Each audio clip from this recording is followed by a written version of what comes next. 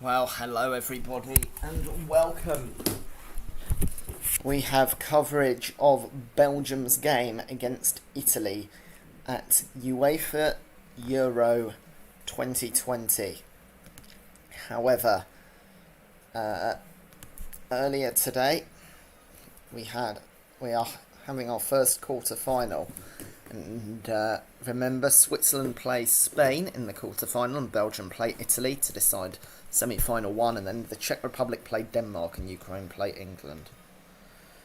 It finished Switzerland 1, Spain 1. It's currently they're currently having the break before the penalty shootout starts.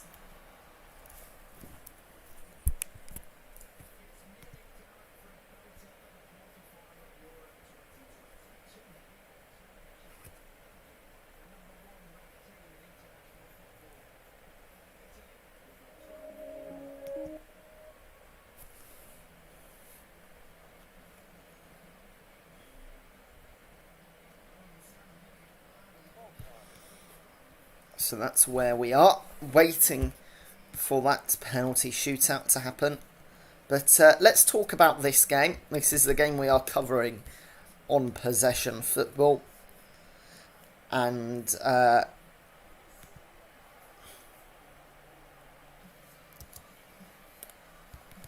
team news is as follows, starting with Belgium. We beat Portugal 5 days ago. Courtois stays in goal, and there's the same back three of Alderweireld, Vermaelen and Vertonghen, who is now captain. There is in midfield, again it's the same four: Meunier, Witsel, Tielemans and Torgan Hazard. But there is one change in the front three. It's De Bruyne and Doku that play behind Lukaku due to the injury of Eden Hazard, and that's why the armband goes to Vertonghen. Well, feels like a while ago Italy beat Austria after extra time. That win was 2-1.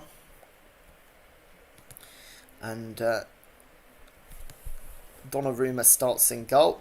Di Lorenzo and Bonucci, as well as Spinazzola, return to the defence, but there's a return for captain Chiellini, which means Acerbi drops to the bench. Barella, Jorginho and Verratti are the unchanged midfield three. Chiesa starts ahead of Berardi in the front three. Berardi drops to the bench. Chiesa is joined by Immobile and Insigne. So, penalties taking place in a little bit at St. Petersburg.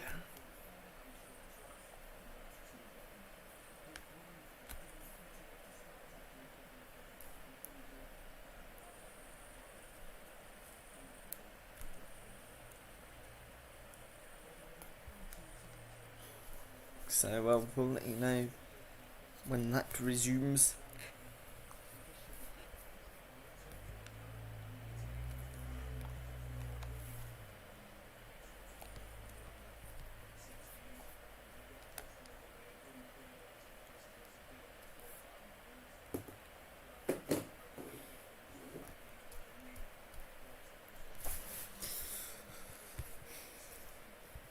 Say hello if you're watching. And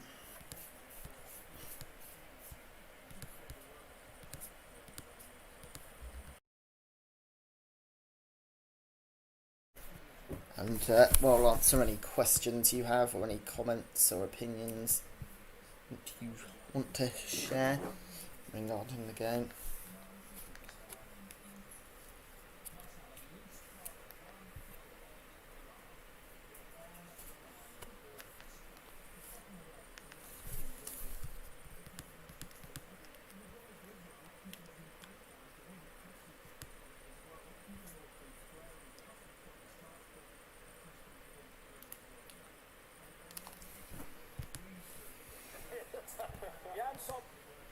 And Just watching the stream now of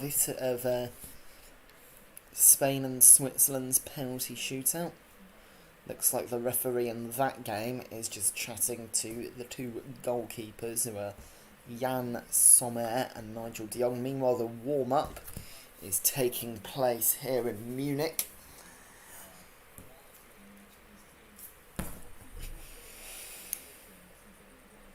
So, Jan Sommer looks like he'll be the first to try and save one. Sergio Busquets is stepping up for Spain.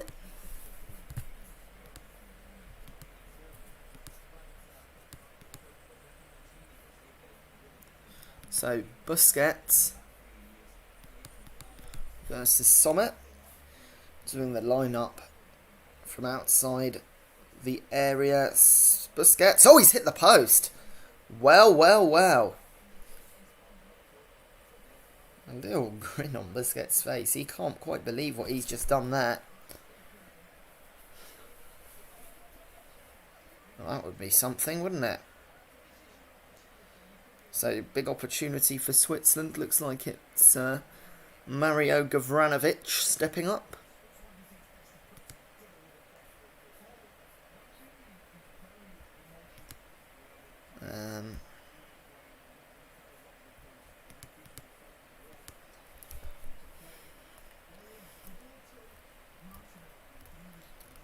Stepping up, the Croatian-born Unai Simon, trying to put him off. Doesn't work. 1-0 Switzerland. Swiss players just need to do that 4 more times in a row, and they are through to the semi-final of UEFA Euro 2020. Hence the winner of this game. Who's stepping up now? I think it's Dani Olmo of Spain.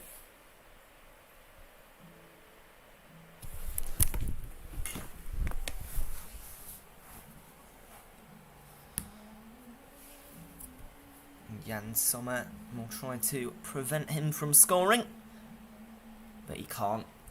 Good one in the roof of the net by Dani Olmo, makes it 1-0.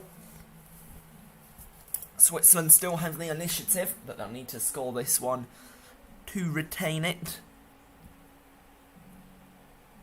I didn't expect you to bring this on possession football, but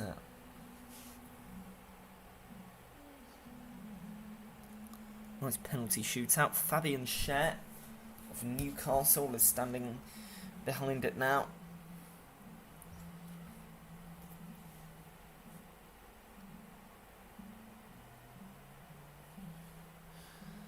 And Unai Simon is the goalie.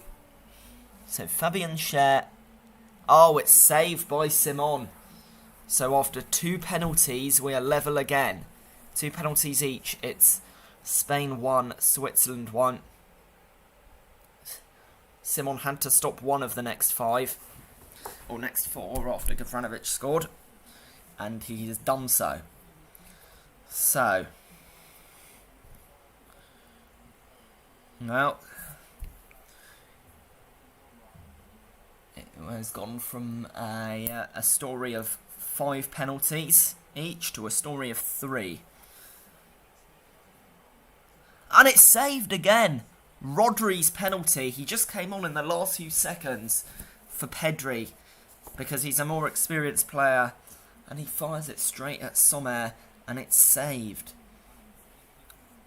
Well, it was 2 Jan Sommers left, and he saved it. And now Switzerland have the initiative once again. They just need to score 3 penalties in a row. Can't be that hard, can it? Well, it's Manuel Akanji who will try.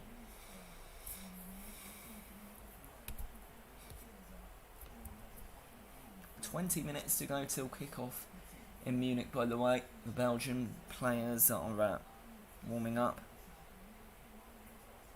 So Manuel Akanji getting some instructions from the referee, Unai Simon.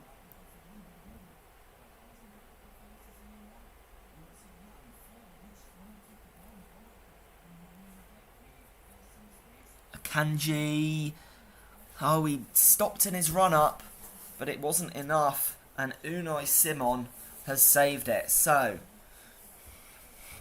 now a story of 2 penalties each for Spain and Switzerland. 1-1 after 3 apiece. And it's Alvaro Morata of Juventus stepping up for Spain. Oh no, sorry, it isn't. It's Gerard Moreno, who I believe missed a penalty against Poland in the group stage. Here he is.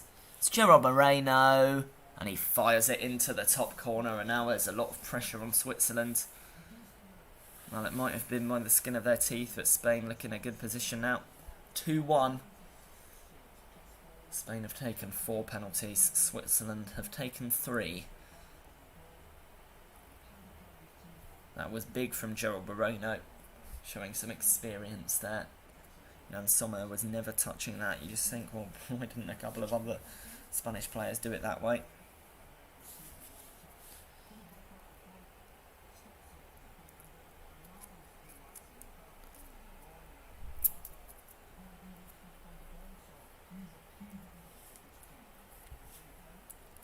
Switzerland's turn. Oh, it's fired over. And now it means that Spain just have to score this next one to squeak through. It was Ruben Vargas of Augsburg with the penalty, and he smashed it over the bar. So,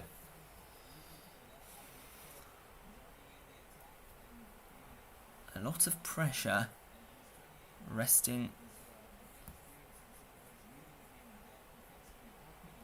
on the Spanish shoulders of Mikel Oyarzabal. If he scores, Spain are through to the semi-finals of UEFA Euro 2020 to face either Italy or Belgium. Jan Sommer, the only man who can save Switzerland now. Oyarzabal running up, takes a deep breath. It's a stuttered run up, and it's fired into the bottom corner to take Spain through to the semi-finals. Huge celebrations in St. Petersburg, a city which witnessed one of their greatest failures at a World Cup in 2018. Now a redemption in Russia for Spain, and it means that players on these 2 sets of teams will know who they're facing next.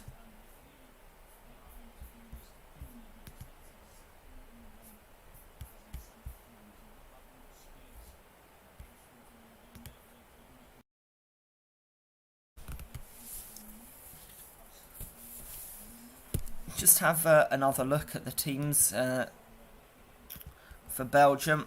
3-4-2-1, Courtois in goal, Alderweireld, Vermaelen, Captain Vertonghen back 3, Meunier, Witzel, Tielemans and Torgan Hazard the midfield 4, De Bruyne and Doku behind Lukaku, Doku coming in for the injured Eden Hazard. For Italy, 4-3-3, Donnarumma in goal, Di Lorenzo, Bonucci, Captain Chiellini and Spinazzola the back 4, Chiellini coming in for Acerbi, who drops to the bench, Barella, Jorginho and Verratti the midfield 3, Chiesa, Immobile and Insigne the front 3. Chiesa replaces Berardi. So, say hello if you are watching. We are 15 minutes away from kickoff.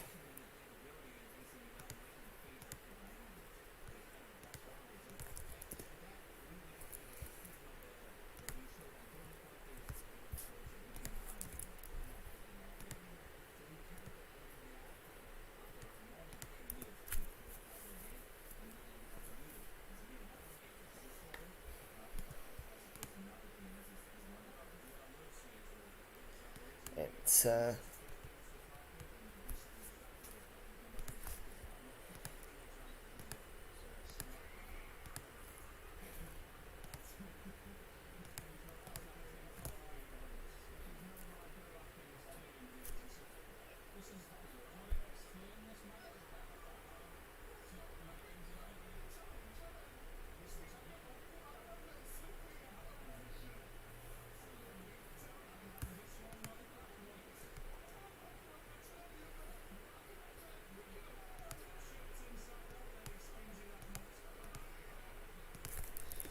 15 minutes until kick-off then. Of course, 2 more quarter-finals tomorrow as Denmark play the Czech Republic and Ukraine play England.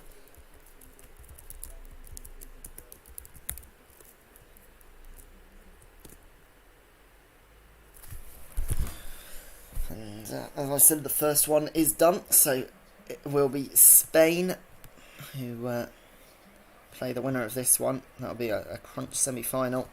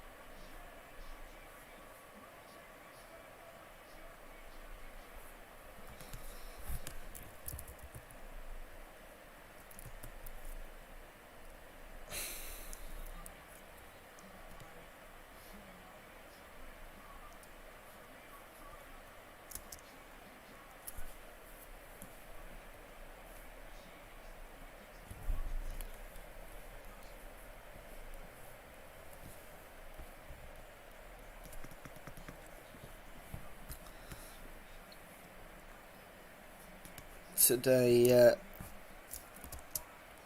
also a Copa America quarter-final between Peru and Paraguay. And there is also Brazil versus Chile after that.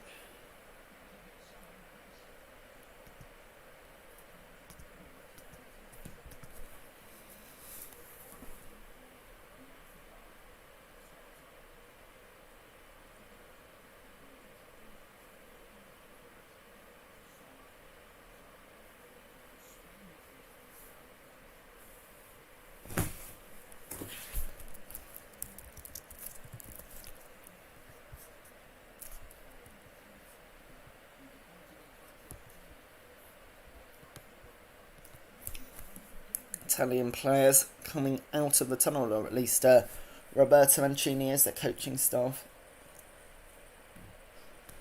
Kickoff is very close.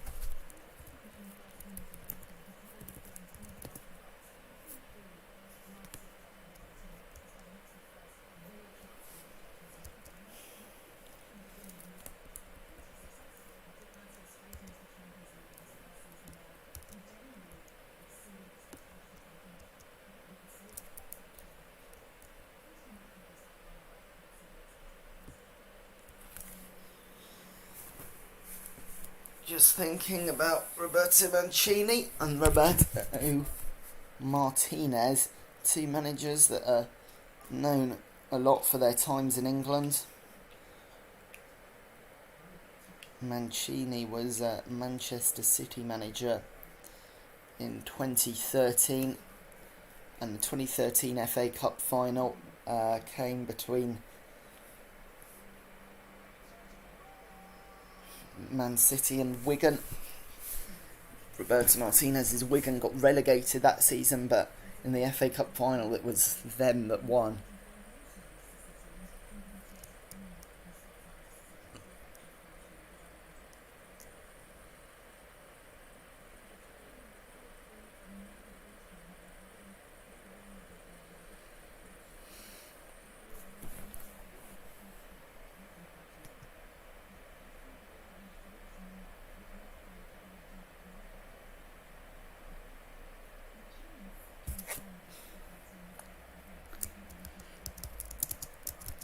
Well, Italy's record of winning each game to nil was finally beaten thanks to a goal from Sasha Kalajdzic in the 114th minute against against Austria.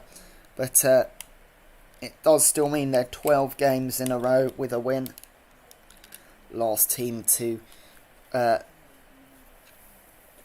hold them was the Netherlands with a 1-1 draw in October for the UEFA Nations League,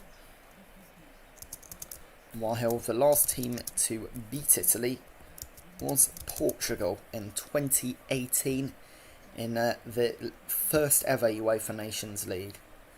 A goal from Andre Silva, if you can imagine that.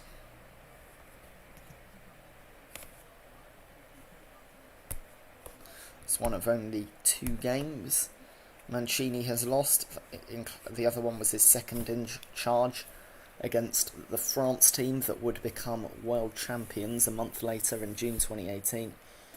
Every game other than that, he's won or drawn, and he's only drawn 7 and lost 2. 2019 was a year where they won every game in Euro 2020 qualifying. Group J was a favourable group, I suppose, with Greece, Finland, Liechtenstein, Armenia and Bosnia and Herzegovina.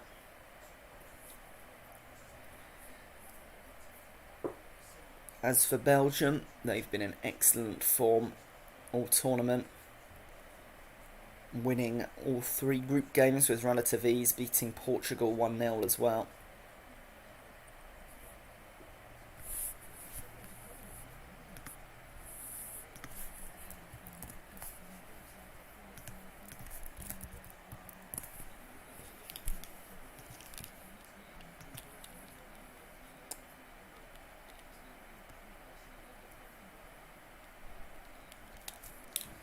So, players out in the tunnel.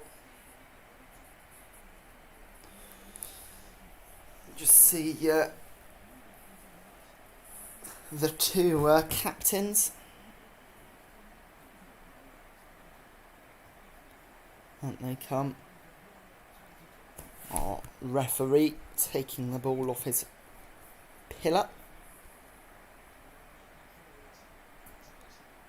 And out comes Jan Vertonghen, leading his Belgium team due to the injury of regular captain Eden Hazard. The fans of the so-called Red Devils were them on, and Giorgio Chiellini is back to lead his team out after an injury prevented him from the last game. Of course, it's still not a full Munich, but it is still a nice sight to see fans in the stadium. Well, both of these 2 teams are ready for London.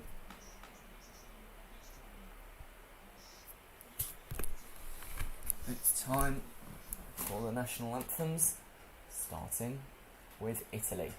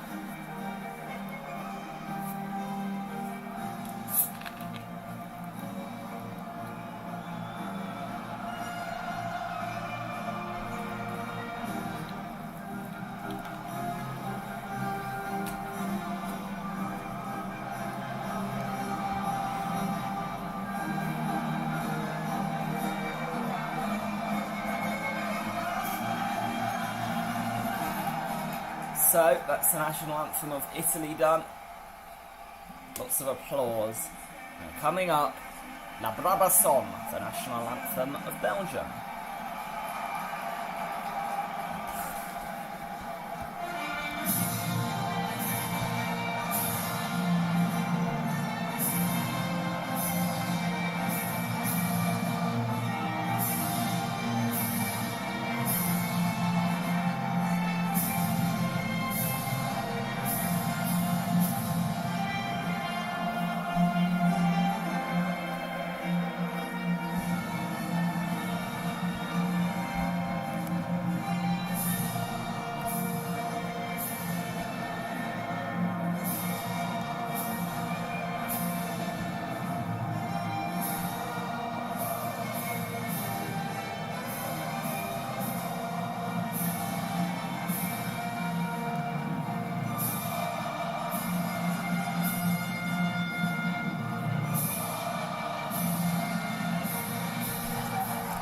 So, 2 national anthems done. The only thing left is the football.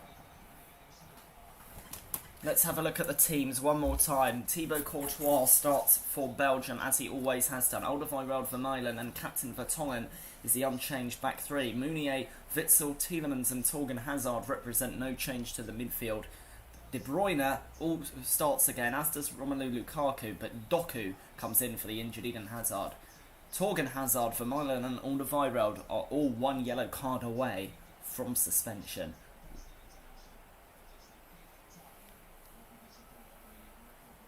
So pennants are exchanged. It's time for the coin toss. Slavko Vincic is our Slovenian referee. The VAR team is mostly German, apart from Pavel Gil of Poland.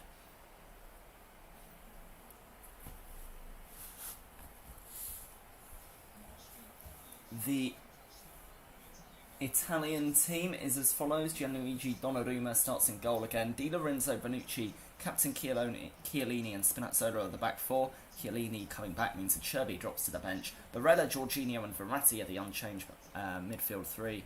Chiesa comes in for Berardi and joins Immobile, and Insigne in the front 3. Barella and Di Lorenzo, as well as Pessina, who's on the bench, are 1 yellow away from a suspension.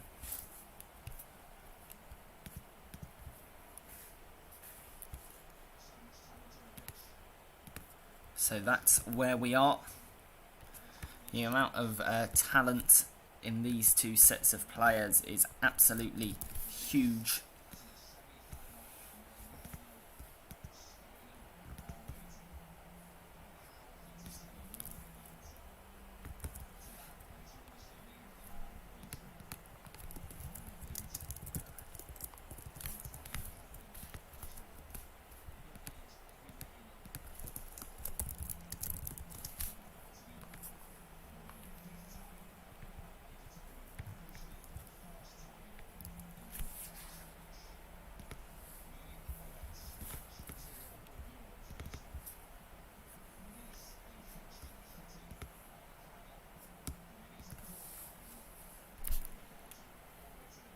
Players are ready.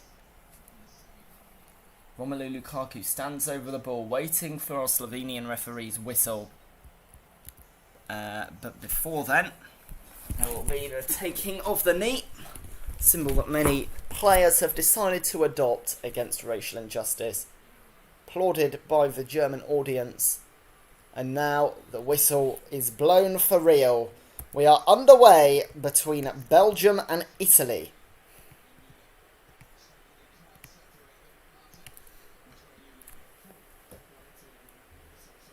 So Belgium kicked off and start with possession, but a long ball from Meunier does not come off.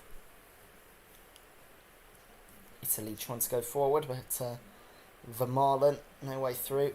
Well, Belgium's 3 centre-backs have a combined age of 101. Vermeulen is 35, Vertonghen is 34, Alderweireld is 32. Vermeulen's played in El Clasico. He's played in the Champions League. Wow, hold on. There's De Bruyne's through. Romelu Lukaku. And Donnarumma came out. Well, Italy were caught napping in possession, and that was an early chance. But yeah, my point about Belgium's back three from Ireland has played in El Clasicos. Vertonghen and Alderweireld lined up together in a Champions League final. But I don't think these three players will ever get this chance again to lift Henry Delaunay Trophy. They're just 3 wins away. Meanwhile, a long ball's played for Chiesa.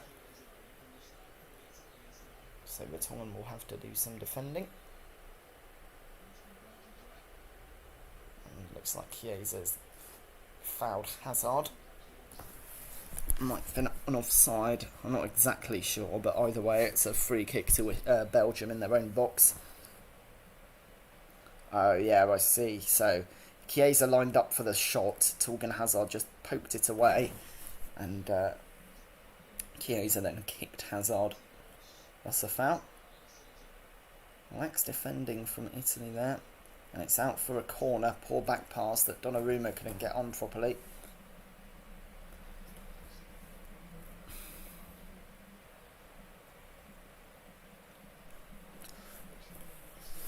Not the highest quality game so far. I don't mean that in terms of entertainment, but I just mean some pretty high profile mistakes. So here is De Bruyne. Cross headed away. Out for a Belgium throw-in. I think it was Bonucci.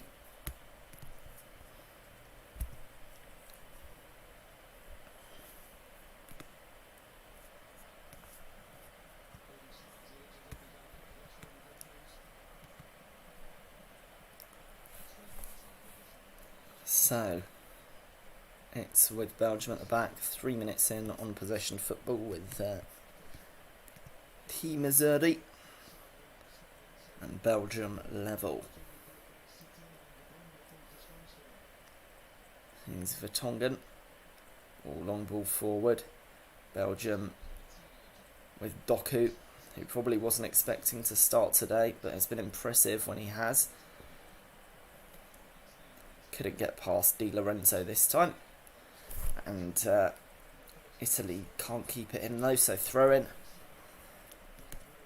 Jeremy Doku, just 19 years of age, plays for Stade Rennais in France, and making his 10th appearance today.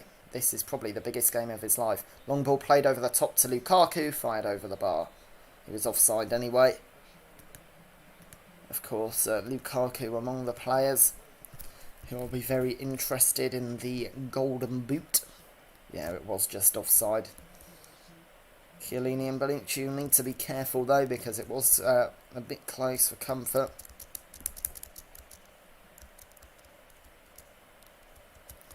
So yeah, we see Ronaldo on 5 is the current leader. Schick with 4. Lukaku and Sterling with 3 are those chasing. Here is Spinazzola for Italy.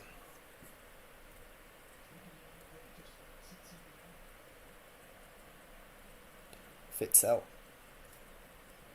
to do some defending alongside Tielemans as Italy have it in midfield. Insigne decides to take it long. It's kept in by Chiesa, but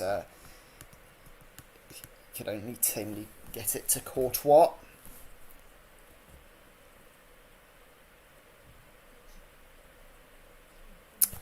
Tielemans has it now.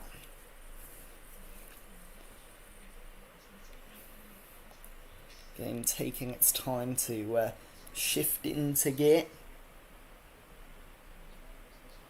Here's Doku.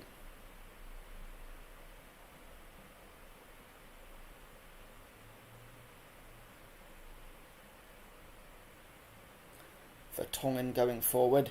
Here's Doku on the left-hand side. Doku with a low cross. He was looking for Lukaku, but could only find Donnarumma.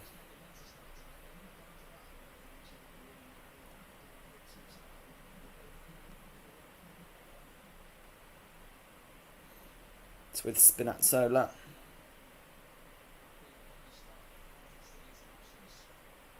Insigne with a long ball, but Vermaelen gets there and plays it back to Courtois before Immobile could chase him down. Courtois' long ball looking for Lukaku, but quite simply headed back to Donnarumma by Chiellini, and here's Bonucci. Bonucci out to De Lorenzo. Here is Barella. Wins a throw-in.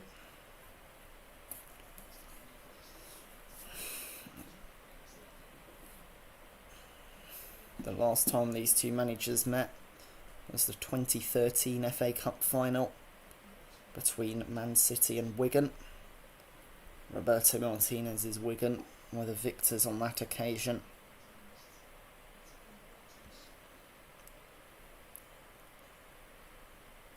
Here's Di Lorenzo looking for a longer ball over the top, but Alderweireld could get to it. And despite a bit of pressure, Belgium could get it out. Lukaku, who's dropped deep, holds it up. And Meunier with a ambitious one, looking for Doku, headed away by Di Lorenzo. And Witsel back to Vertonghen, who's pressured into passing it back to Courtois. So Belgium, in this, the 8th minute, had the ball but not done much with it. Meunier loses out to Spinazzola there, so Italy have it in Belgium's half. It's with Verratti. It's forward.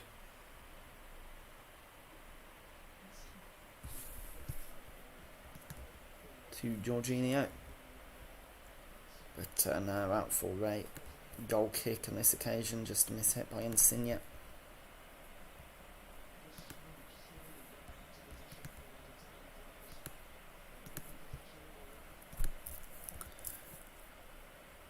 Belgium take the goal kick.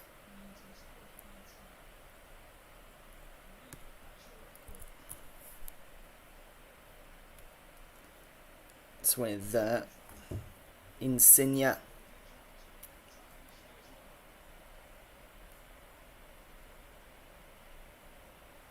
Ball's played out long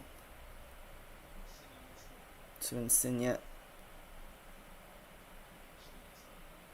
Spinazzola.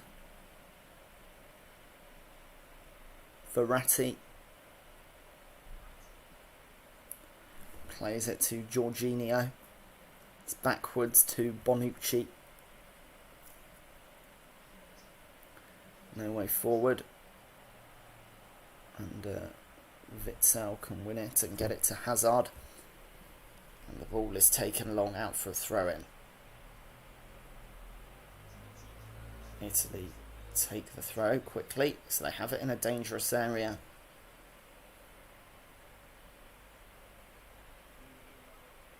Slide forward. But as a good intervention by Meunier.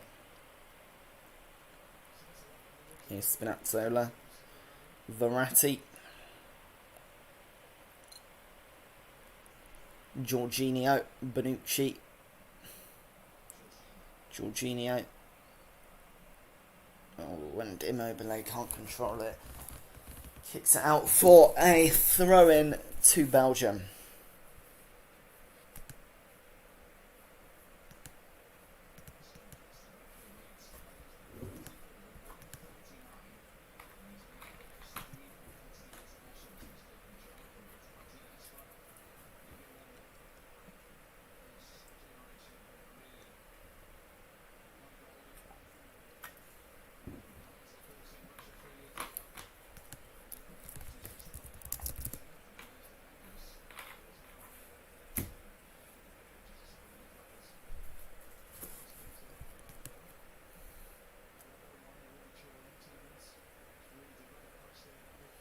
Belgium still with the ball. Tielemans plays it out. Meunier can keep it in. His cross is deflected off of Spinazzola behind for a corner. And yeah, Belgium, after just doing nothing really with it, kicking it about, suddenly cranking it up a notch and getting forward. Could only win a corner on that occasion though.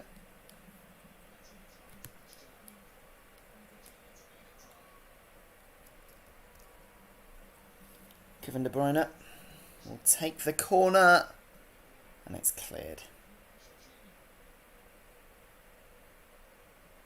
Witsel lid and ends a free kick.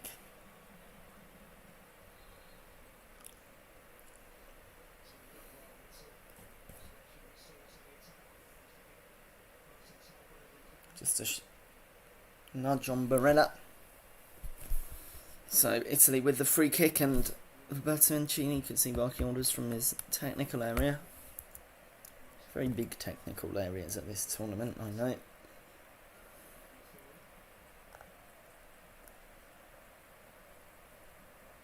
Here's Jorginho. Fouled in the Belgian half by Hazard. One where, if Italy so wish, they can flood the box with men and just try to put one in. I think the short option might be more palatable here.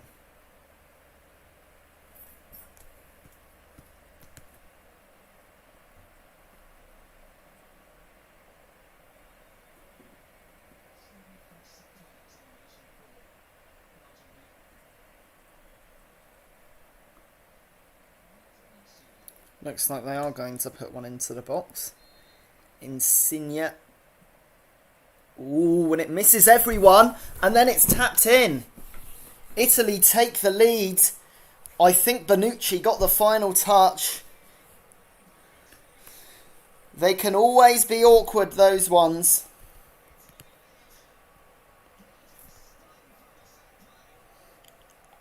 And for all the talk of Italy's style, they get a goal from a set piece. Belgium only have themselves to blame for that one. So let's have a look. It was taken. Oh, Chiellini might have been offside. Did he get a touch to it? I'm not sure. And oh, I think this might be disallowed, you know. Because, yeah, it took a touch off Di Lorenzo. And when it did, Bonucci, who did get the final touch, was offside. There's no way this goal can stand, right? And yeah, it's been disallowed for offside. And rightly so. And, well, Belgium with a big let-off, because I'm not sure they were trying to play the offside trap there.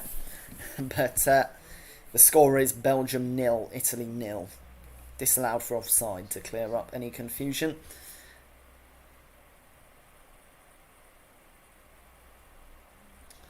De Bruyne has it for Belgium meanwhile. Witsel plays it out left to Torgan Hazard.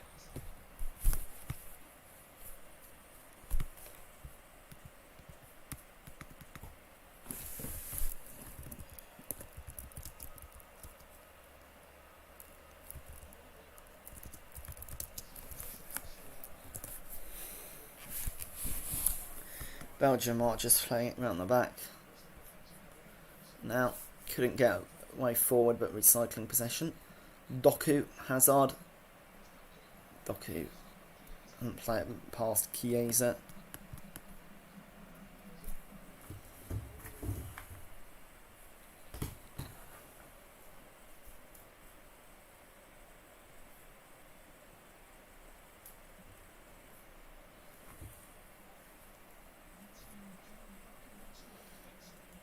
Here's Witsel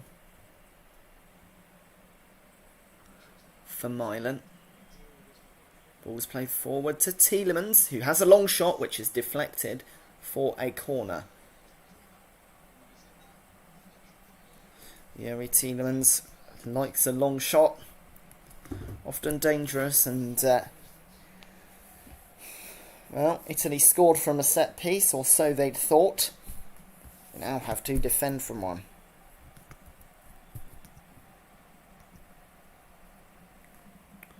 Corner taken shot. Doku looks to run inside into the box. It's a good set piece, but Doku's pass just couldn't find Alderweireld. It's won back by Hazard, though. And here's Vertonghen. Hazard puts one into the box. It's headed away. De Bruyne with another ball. Headed out for a throw-in to Belgium, just near the corner flag.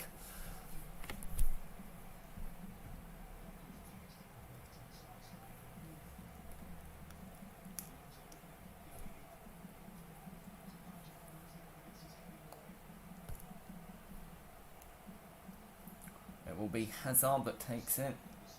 You can hear the drum of their Belgium fans behind Gianluigi Donnarumma's goal. The throw-in is taken backwards. Very negative idea that. Belgium looking to recycle play, come forward, looking for Lukaku, but no way through. So now Italy have it. Can they start something resembling a break? Here is Spinazzola on the left-hand side, running in. Verratti, Jorginho, back to Bonucci, now to Di Lorenzo. Di Lorenzo to find Chiesa, and his low cross is just tapped out, and it's with Axel Witsel to Tielemans. And cleared. Taken down by Leonardo Bonucci, who switches it to Spinazzola, who is in space.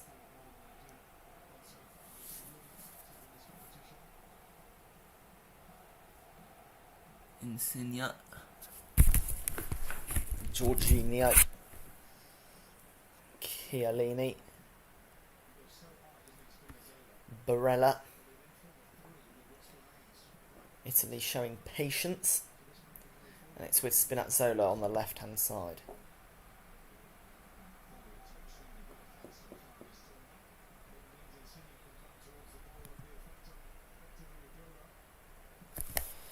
Ran out of room in the end, and it's cleared all the way to Donnarumma with Chiellini.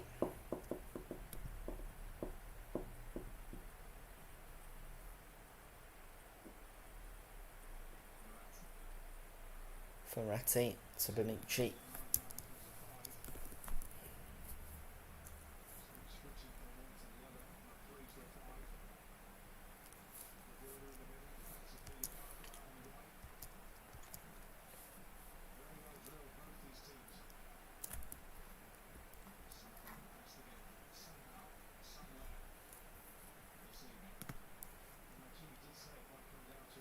Ball was out to Spinazzola. On the left, once in, but Immobile unable to collect it, and Belgium can come out. And Italy were trying to break. Tielemans was taken down by Verratti, and that will be a yellow card.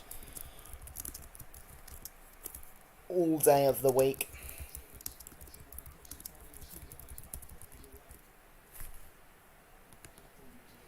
No way of dealing with the pace of Yuri Tielemans there. So Marco Verratti takes one for the team.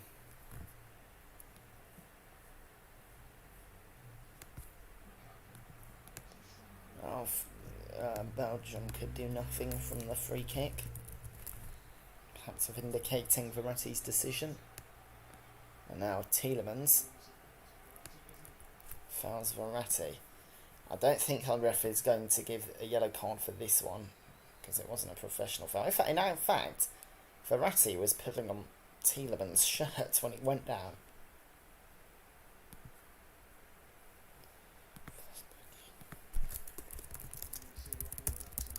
And, well, a yellow card's been given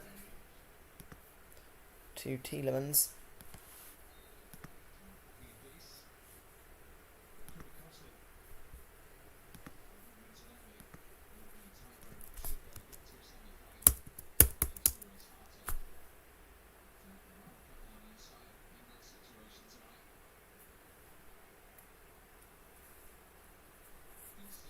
Insigne goes forward, darting through, and just runs out of space, and Courtois can collect it.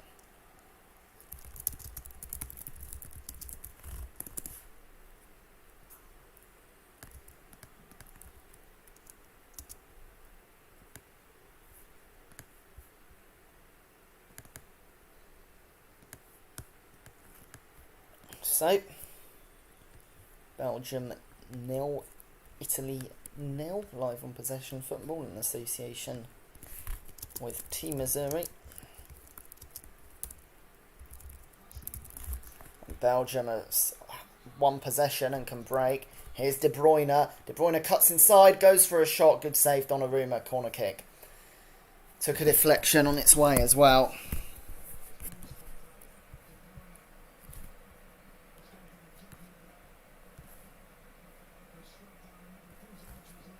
What a save.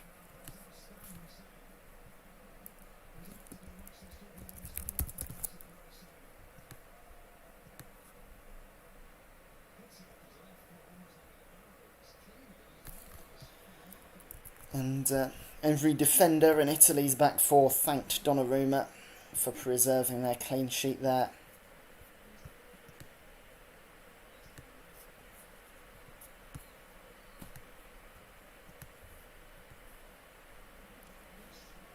Corner was claimed by Donnarumma, though Belgium have won it back. Hazard can cross it, but his cross is poor, out for a goal kick. Just mishit that. This level, not really a forgivable mistake.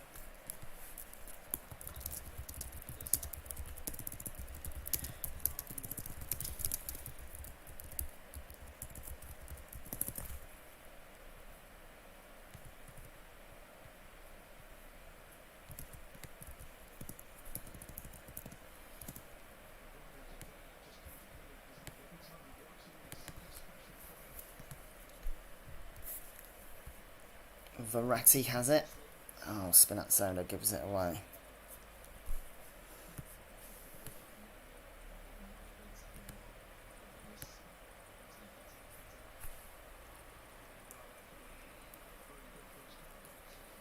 Italy have it on the left. Here is Verratti. Given away. De Bruyne loses out. Witsel.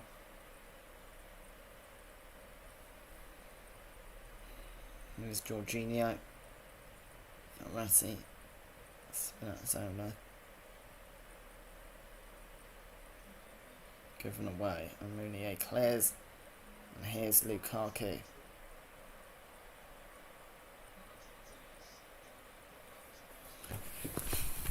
Bonucci with it.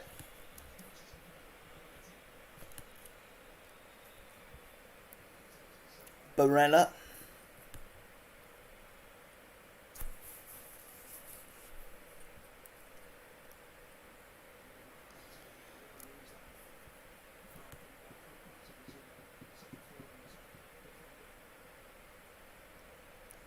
Insigne to Immobile, just no way through. And Belgium can clear again.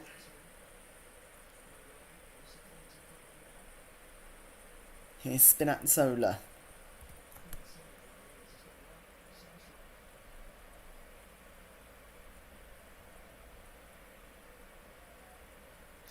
Spinazzola.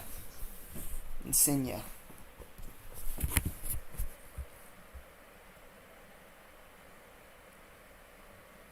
Insigne again with a low one into the box. Good play from Belgium to win it back, and De Bruyne with an excellent couple of touches to get himself free and start a break. Here's Lukaku. Lukaku with some step overs. Oh, good shot, but it's saved by Donnarumma, and under the pressure of Doku, Di Lorenzo deciding to put it behind for a corner. Well, De Bruyne showing why he's one of the best in the world. Lukaku showing why he's one of the best in the world. Tipped behind by Donnarumma. Corner kick.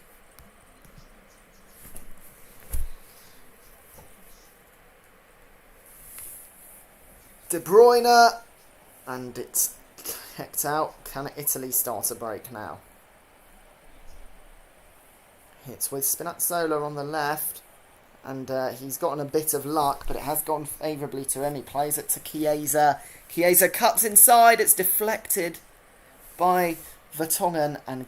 by Alderweireld, and then claimed by Courtois. Although Belgium can't hold on to it. So it's with Jorginho in an advanced position. Now Insigne. And it's come to Chiesa.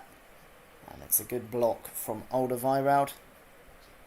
And, well, Spinazzola was under the pressure from Mounier, but he could still shepherd it out for a throw-in, which Italy have now taken.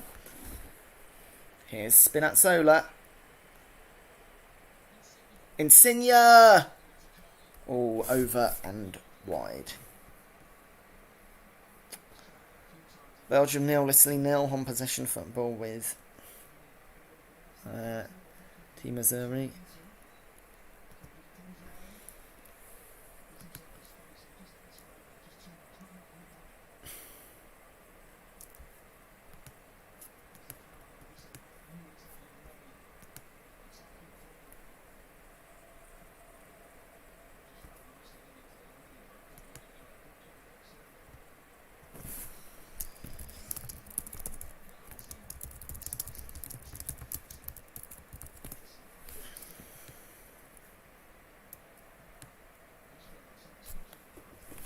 Here is Italy.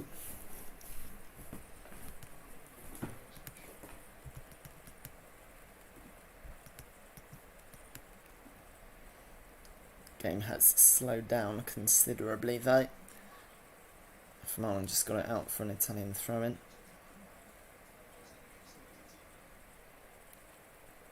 Spinazzola on the left.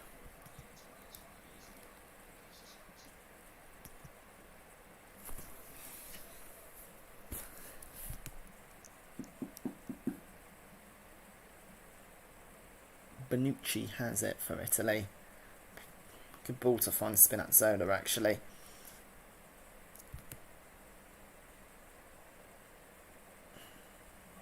Verratti.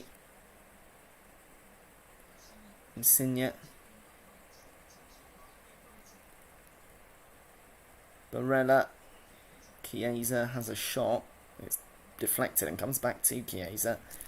He plays it to Spinazzola.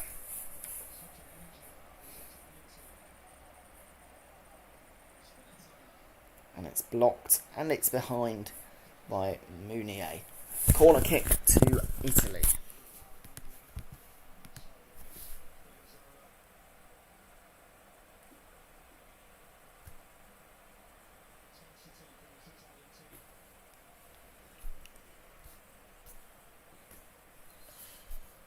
Looks like our Slovenian ref just having a word, because Chiellini and Witsel are having a bit of a scrap. Well, scrap's overdoing it. A bit of jostling in the box. But Whistle's been playing. Corner comes in from Insigne. It's cleared out for an Italian throw by Thomas Vermaelen, who plays for Vissel Kobe in Japan. Not too many players in the Japanese league at this tournament. He'll be unsurprised to know.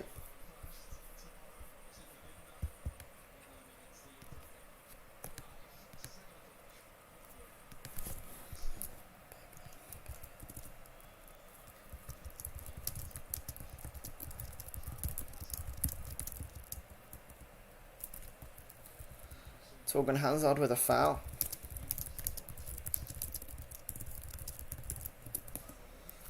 On Di Lorenzo. It's in Belgium's half as well.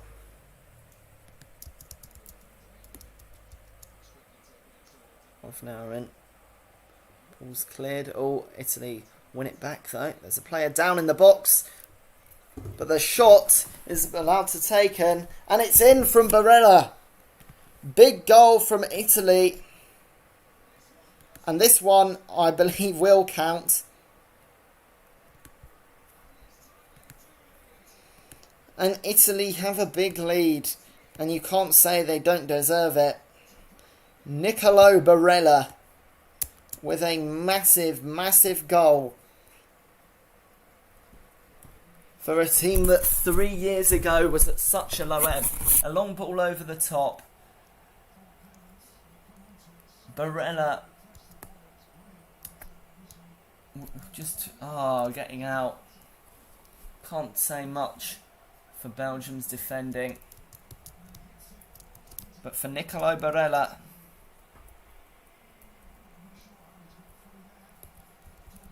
it's a huge goal.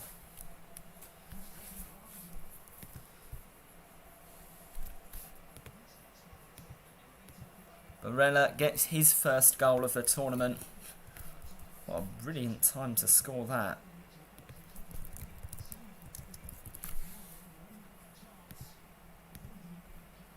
De Bruyne has it for Belgium. Coming down, so it's out for a throw-in, just couldn't keep it in.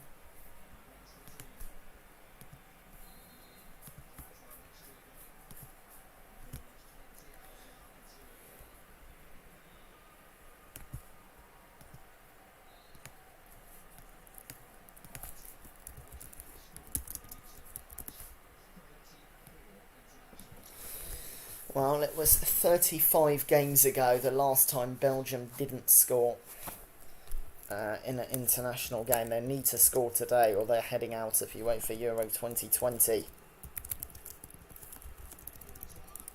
Oh, and Courtois been caught out, but looks like it was a foul by Mobile.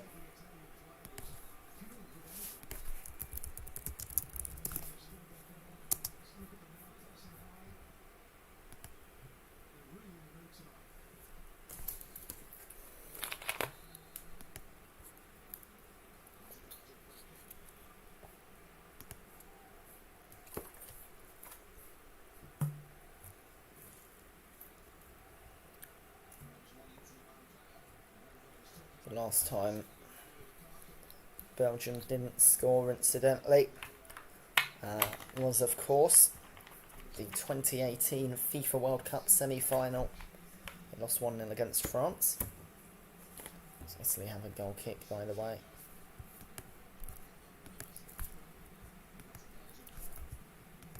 In fact, it took a touch off Jorginho, so behind for a corner.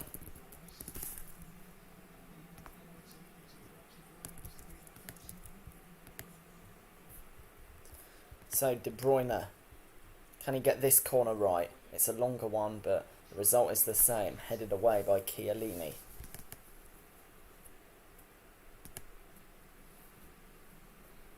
Just play back into the box though. And again, controlled and dealt with.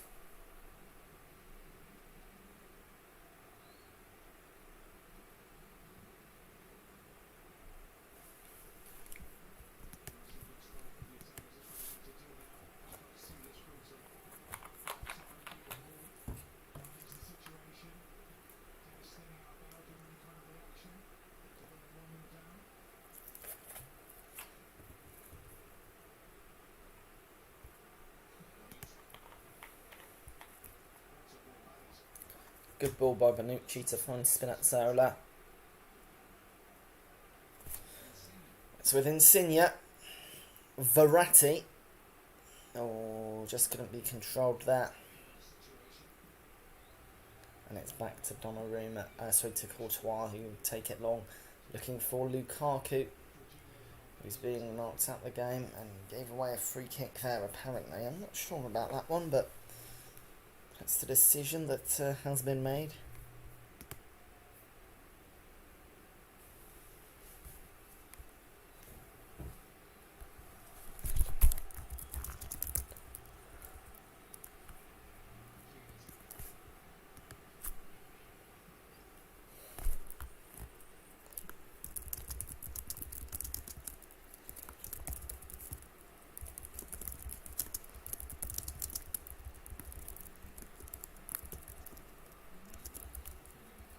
With Immobile. Ball's played forward, but Belgium win it back.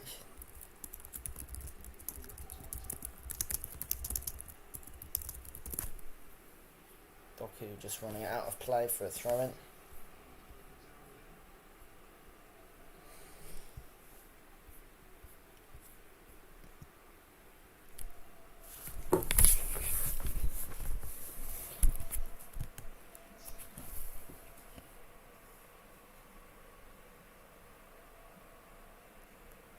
Been out and claimed by Donnarumma.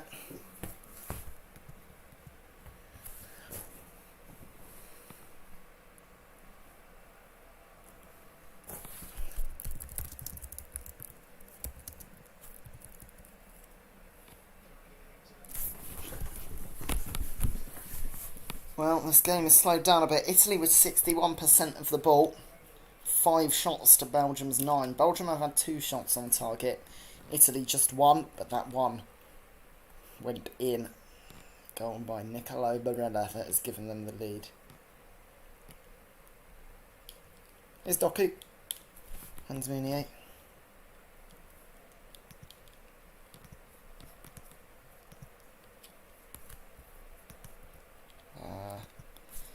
Belgium just playing it round the back still.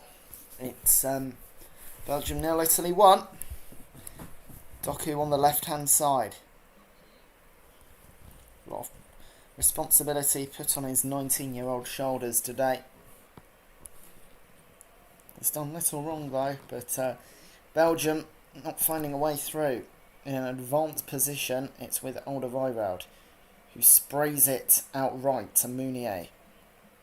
Here's De Bruyne.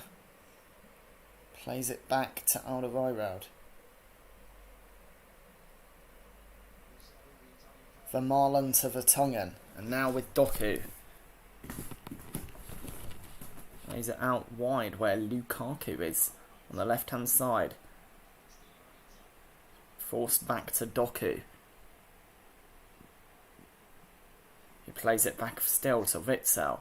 And here's Alderweireld. Again decides to go out right to Meunier. De Bruyne. And eventually De Bruyne loses out, but then immediately wins it back. But his cross is deflected. Back to Tielemans. And his cross is cleared. As far as Insigne, you can then give it a proper boot away. Alderweireld and Immobile jostling for the ball. Alderweireld gets the header. Vermaelen heads it on. And it drops to Witsel, who can just tap it on to De Bruyne, but he's fouled, I think, with Verratti. So after about 5 minutes of Belgium kicking it to left and right, forwards and backwards, didn't even get a shot away and just gave away a foul. By the way, it was a foul. Witsel got the ball, but then just pushed Verratti in the face, it seems, to knock him over and surface pressure. And yeah, that's a free kick, alright.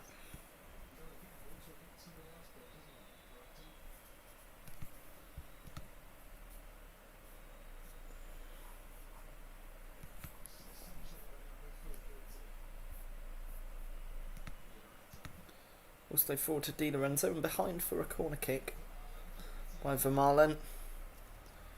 In about 10 seconds, Italy showed more attacking initiative than Belgium did in their last 2 minutes with the ball.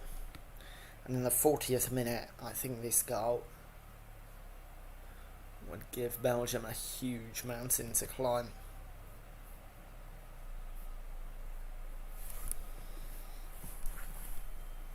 A happy trip to Munich so far for Italy.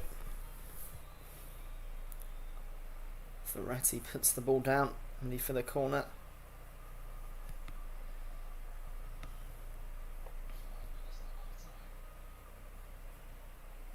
In it comes. That was a dangerous corner headed away from Hazard, but it's fallen to Barella! Just wide.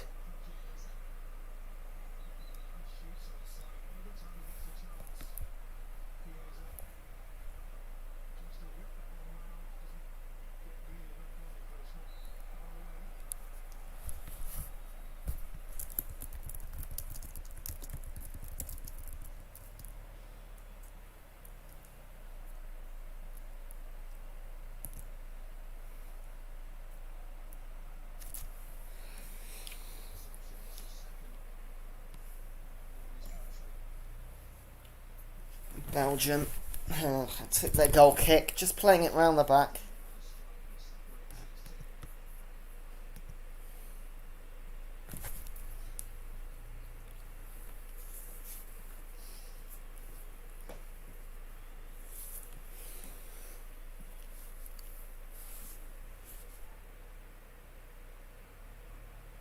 Long ball played forward.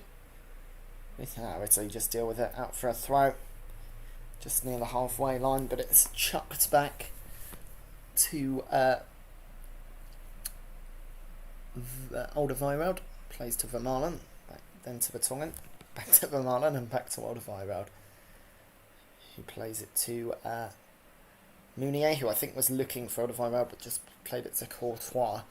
And Belgium lost in the quarter-final stage against Wales, if you remember. But at this stage, looks like they could be going out with a whimper again. They need to change something in the second half. But they've lost possession, and Italy can look to break. Here's Barella. Insigne. Spinazzola. Insigne.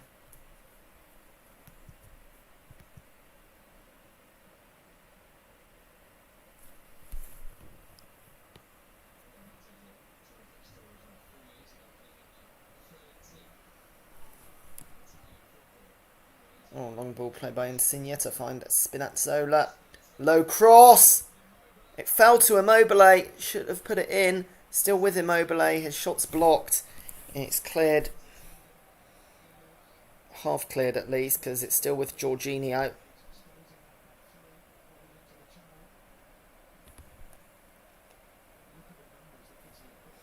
Italy forced backwards to Bonucci and then all the way back to Donnarumma. Belgium are a quality team, but they definitely look ropey now. I'm trying to think of a way that Italy could lose this at the moment. Here's Insigne. Insigne forward. Insigne with a shot. That is brilliant. Absolutely fantastic from Lorenzo Insigne to put Italy 2-0 up and put them in a great position to reach the UEFA Euro 2020 semi-finals.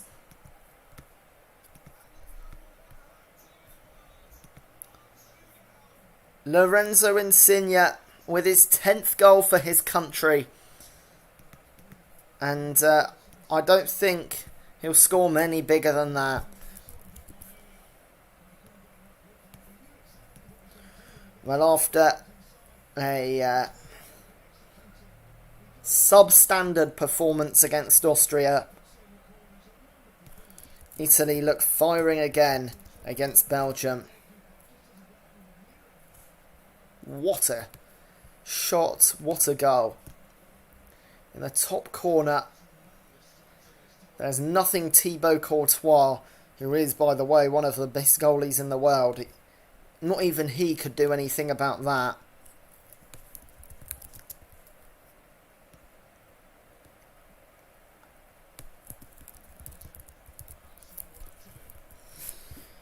Is there anything Belgium can do? It has been coming, to be honest. Insigne could have scored one earlier. There was the disallowed goal. Belgium have been completely out of it. Here's Tielemans in a good position. Witsel, a goal now would give Belgium some momentum. Here's Doku running down the wing, and he's shoved over by Di Lorenzo in the box. It's a penalty kick to Belgium. I can't believe it. Italy just needed to hold out for the rest of the half to put themselves in such a good position, and they've given away a penalty kick in the 45th minute. And Jeremy Doku, the 19-year-old, came in for the injured Eden Hazard, has given his team a lifeline back into the game. He might have made a lot of it, but it was certainly just shown pace and was shoved by Di Lorenzo. And I can only imagine our Germano-Polish VAR team will uphold the decision.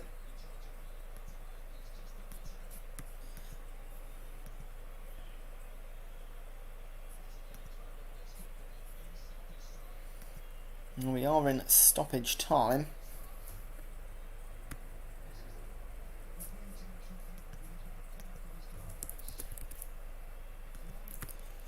You know, well, we have played the full minute, but the VAR check is still going on.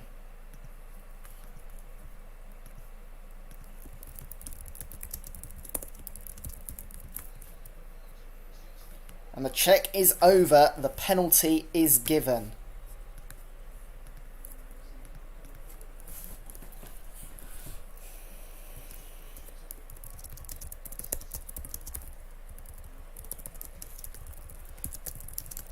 So, Romelu Lukaku, Belgium's top scorer of the tournament. He scored 3 goals so far. It's Lukaku. It's in. And Belgium are back into the game, and Romelu Lukaku makes it 4 at UEFA Euro 2020.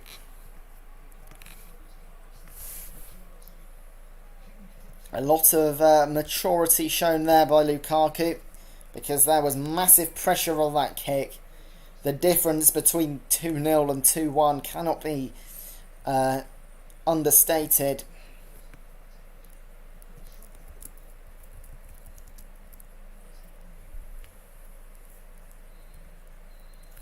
And that's half time.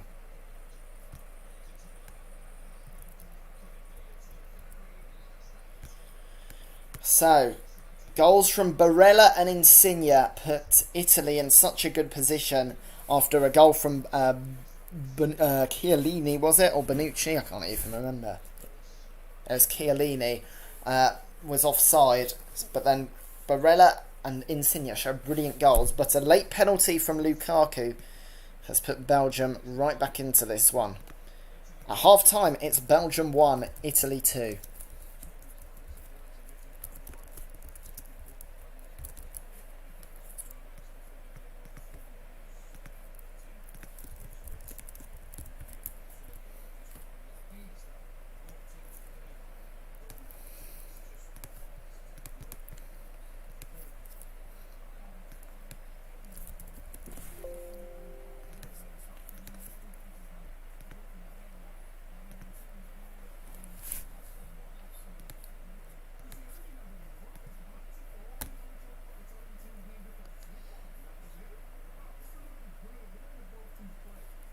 So,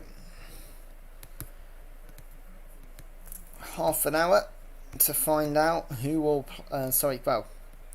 in 1 hour we should know who will be facing Spain in Wembley in 4 days' time.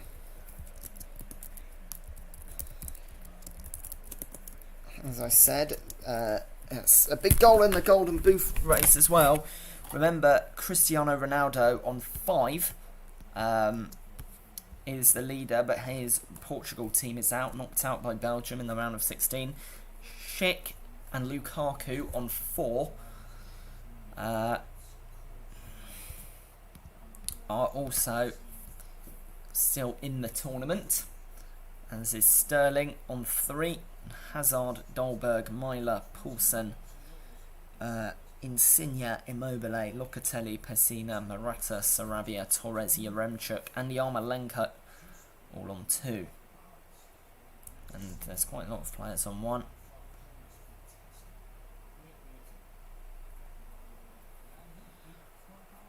De Bruyne, Moynier, Braithwaite, Christensen, Dansgaard, Kane, Barella, Chiesa, Insigne, Azpilicueta, Laporte, Oyarzabal, Dovbyk and Zinchenko. Wonder if Belgium will change anything at half time, because they weren't out of it.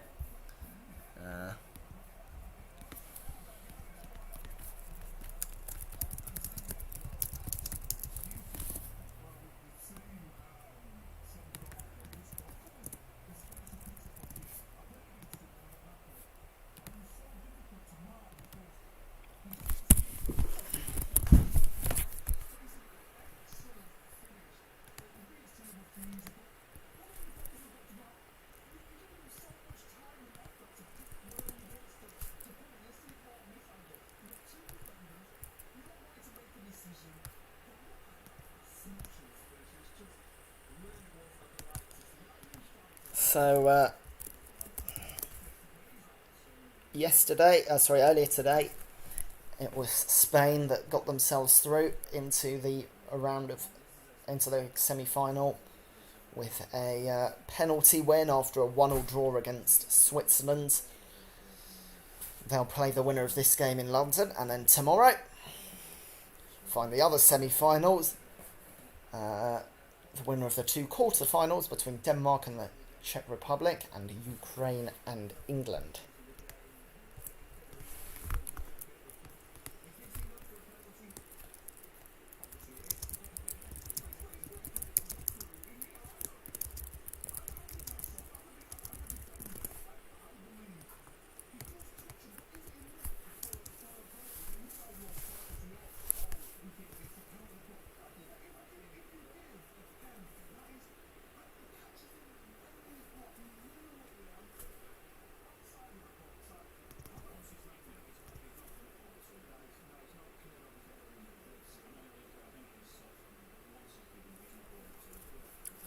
Copa America quarter-finals today.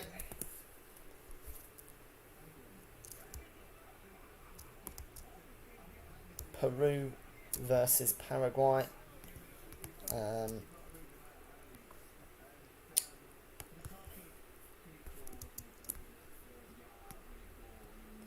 As well as Brazil versus Chile.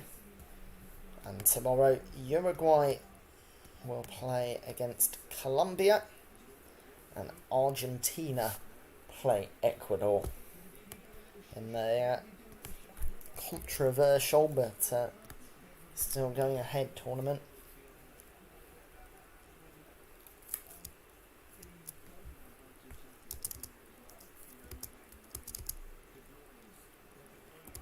Wonder if that will be Lionel Messi's time to win an international trophy. If Argentina beat Ecuador tomorrow, they're in a semi-final against Uruguay or Colombia. Surely he won't get a better chance than this. He's winning the Golden Boot in Copa America as well, the only man on 3. Although Gomez, Neymar, Vargas, Preciado, Romero, Carrillo and Cavani will all have something to say with that. No one poop. Second half coming up. If you've got any questions, leave them in the chat below. It's been a great summer of international football, nearly coming to a close. But I'm not sure too many people will mind having a little break from the sport, because we know how frantic the club season will be. Of course, I suppose the pre-seasons will start soon enough, and also fans of women's football have the Olympics coming up, also fans of youth football. So plenty of footy action to come.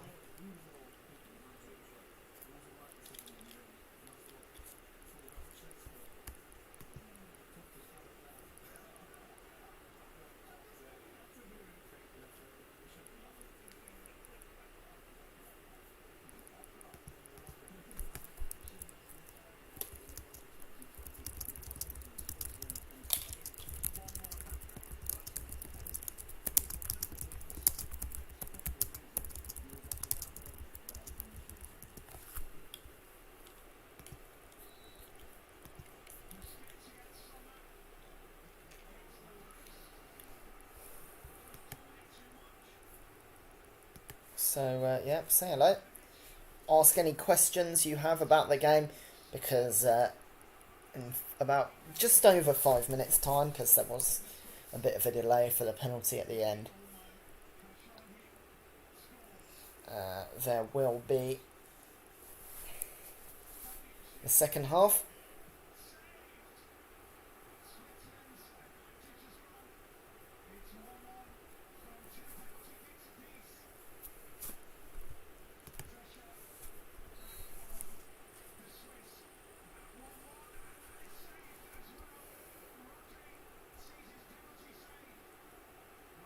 Well, that shootout between the Swiss and the Spanish earlier Spain missed 2 penalties, but it wasn't enough. Switzerland missed 3.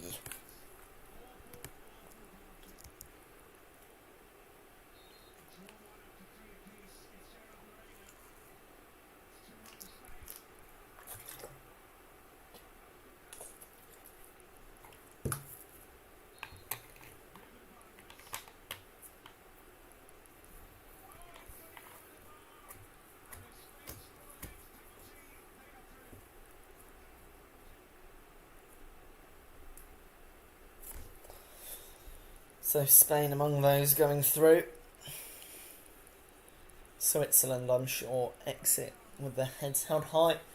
Of course, the semis and final, all at Wembley, which is an extra text for this, given its England's status as the home of modern association football. Of course, with the England national team tipped highly and expected to win the quarter-final against Ukraine, and they could be in it. And they've produced a great atmosphere so far.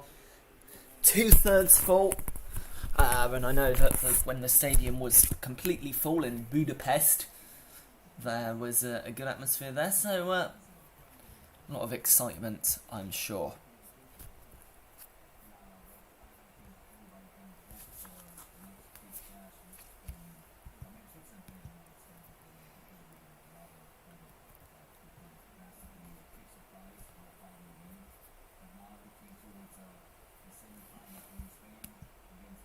Well, I do wonder if there will be any changes made by Belgium, especially at half-time, because even though they got the goal back, they weren't really in the first half. If you have any questions, comments or opinions, leave them now, because we're just a few minutes away from the second half.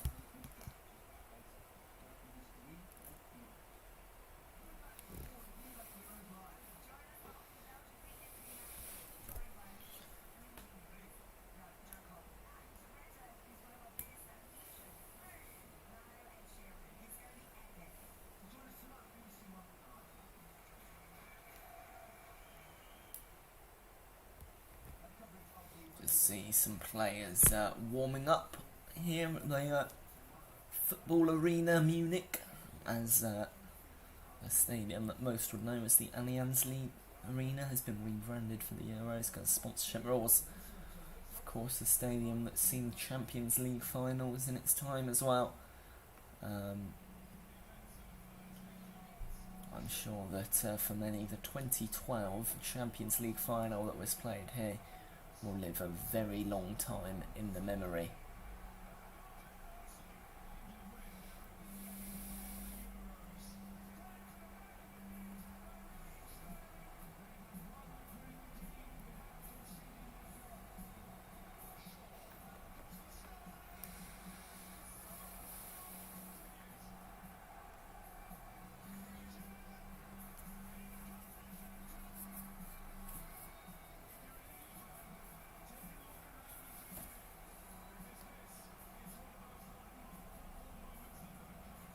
It's now 9 o'clock, so I can't imagine. Kick-off will be in a second.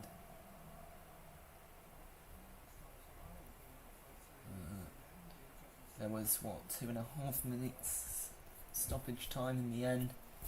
So that's probably how long it will be until Italy and Belgium come back out. Most of the players warming up still have their bibs on, which suggests I don't think there'll be a change, but we shall see.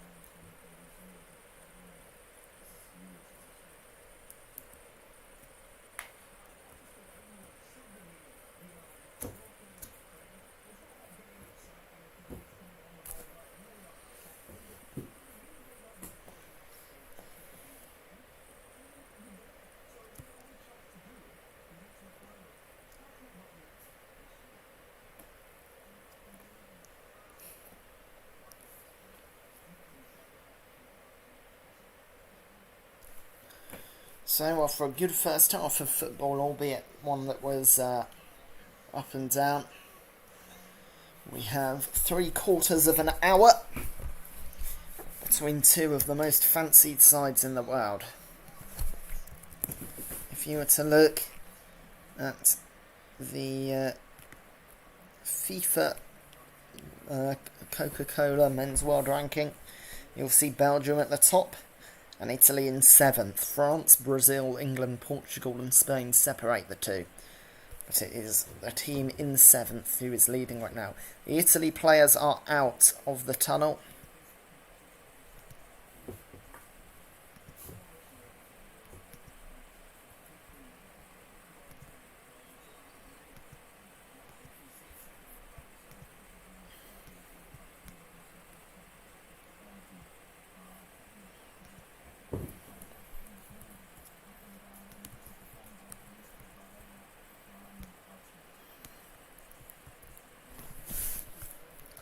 And the Belgian players are coming out as well.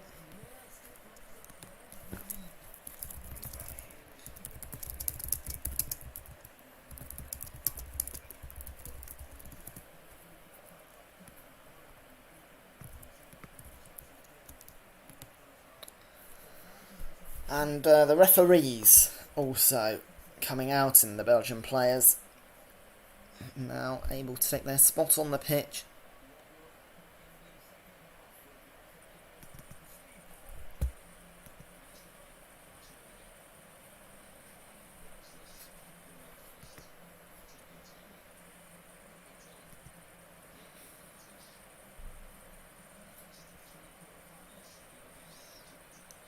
And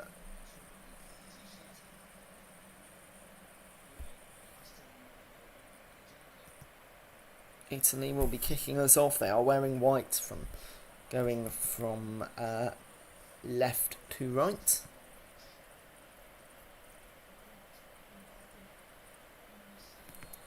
We are back underway. It's Belgium 1, Italy 2.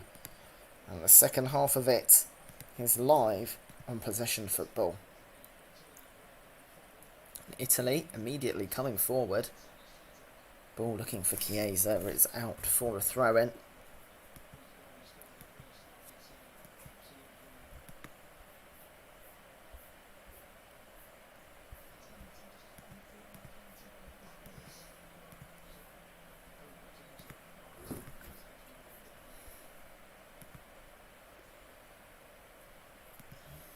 Ball's played back to Courtois and cleared. Lukaku heads it on, but only to an Italy player. Looks like De Bruyne was just shoved down off the ball, but the referee doesn't think there was a foul. Bit of whistling from the Belgian fans.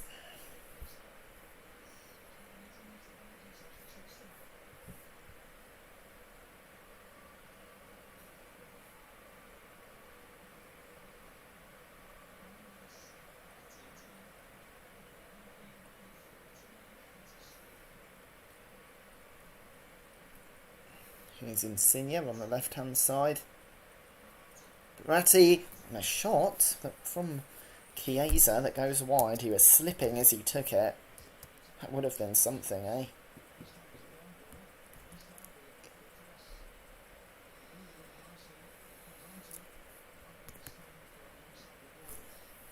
Goal kick to Italy. No, kick's been taken. Italy winning it back, and it's out for a throw-in. Oh no, just a free kick. Spinazzola's down, but it was on the touchline. Played back. Spinazzola is all right again. Here's Jorginho. Insigne. Jorginho. Oh, a great 1-2 by Insigne, but it was good defending from Meunier to track it and kick it out for a corner.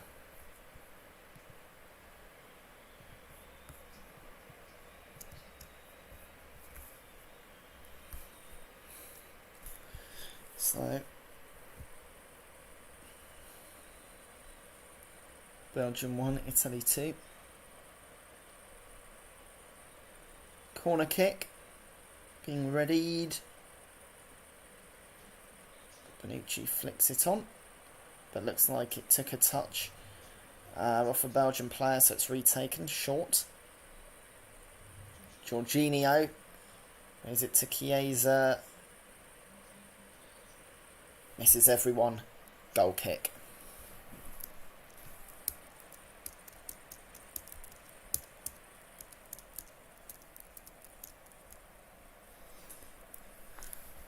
Which Courtois will take.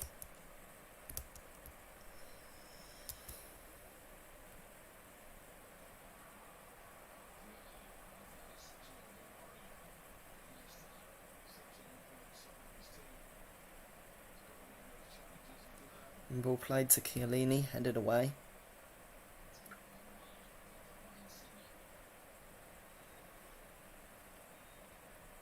Italy starting this second half off very positively.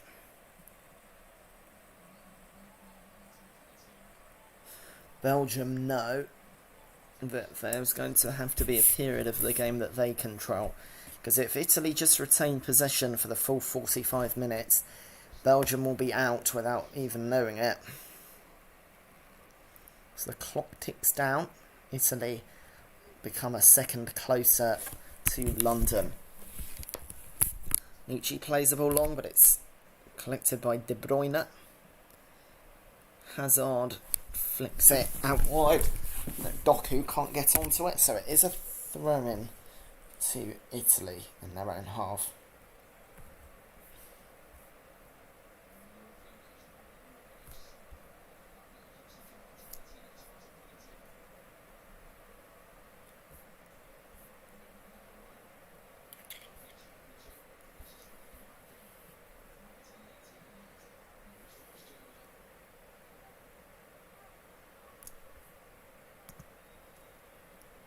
Well, Belgium's golden generation, as they're so called, always fell short.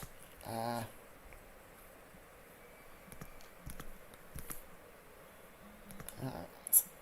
certain hurdle.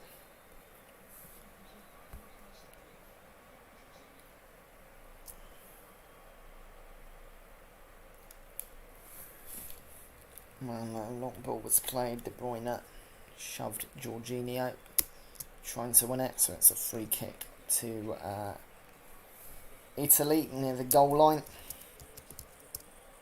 Jorginho just took a whack, but he's fine. But yeah, Belgium, obviously that in the World Cup 2014, the first one that this new generation of players qualified for, losing that quarter-final against Argentina. Gonzalo Higuain with the goal. Euro 2016 losing to Wales. World Cup 2018 losing to France. The only competition that Belgium have won is a gold medal at the 1920 Olympics, back when that was considered a major trophy in football. Belgium have defending to do now. Here is Chiesa. Cross, misses everyone. Throw in, just couldn't be taken down by Immobile.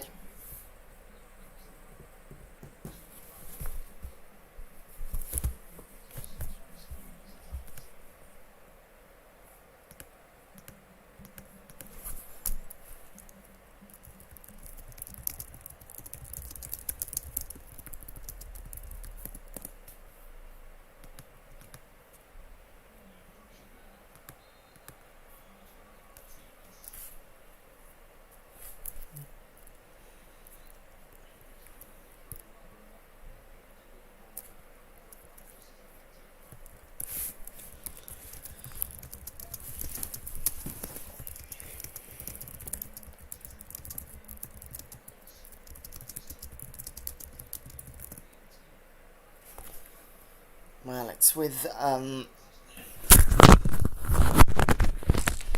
Tonkin as Belgium look to get back into the game.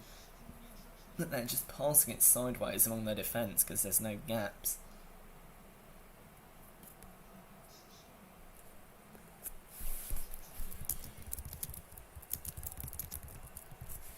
Doku fights his way past Di Lorenzo. Here's Hazard. Tielemans.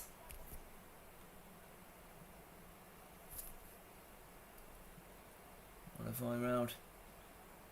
Meunier. No way past Insigne, but he does win a throw-in for his troubles.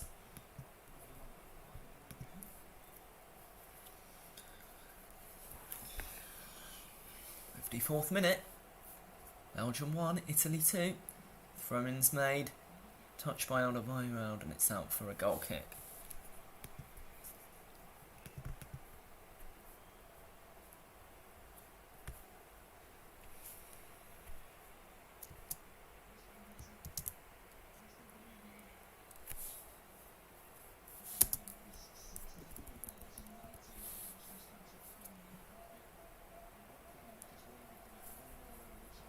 With Bonucci on one by Alderweireld. Here's De Bruyne with a long ball looking for Lukaku, but it's cleared. Belgium win it back.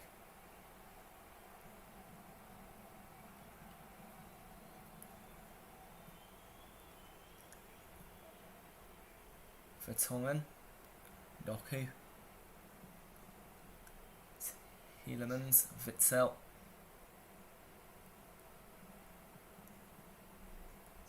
Tielemans still. And there's a cross looking for Lukaku. But it's tapped behind by Di Lorenzo.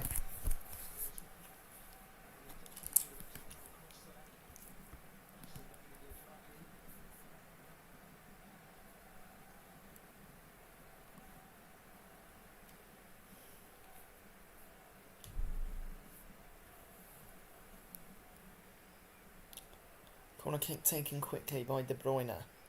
Doku. Tielemans to De Bruyne. Here's Doku. He's run inside. Doku with a low ball. Saved and tapped behind by Donnarumma, who keeps it just in on the goal line.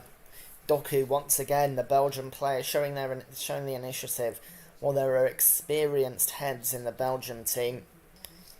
Everybody knows about De Bruyne and Lukaku and Axel Witsel, Torgan Hazard, but it's the 19-year-old Jeremy Doku who is making all the difference. The next youngest player is Tielemans, who is 5 years his senior at 24.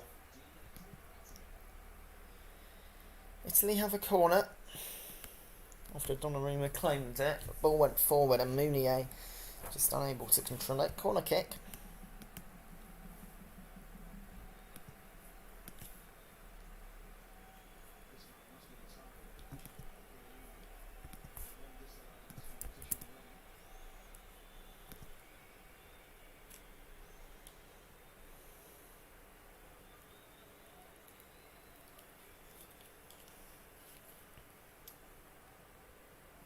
Corner kick taken by Italy. And it was looking for Chiesa, but it was Meunier doing his defensive work, and it's out for a Italian throw-in. Still a bit of danger.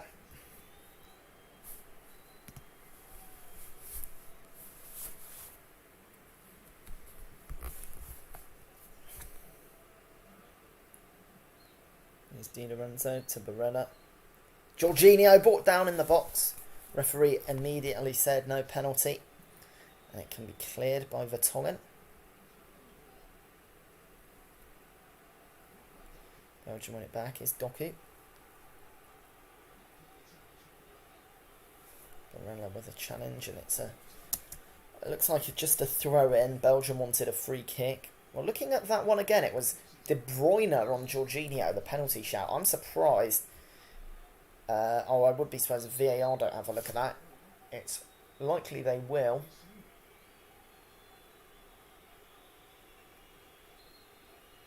Doesn't look like there will be a VAR check. Yep, the throw-in's taken.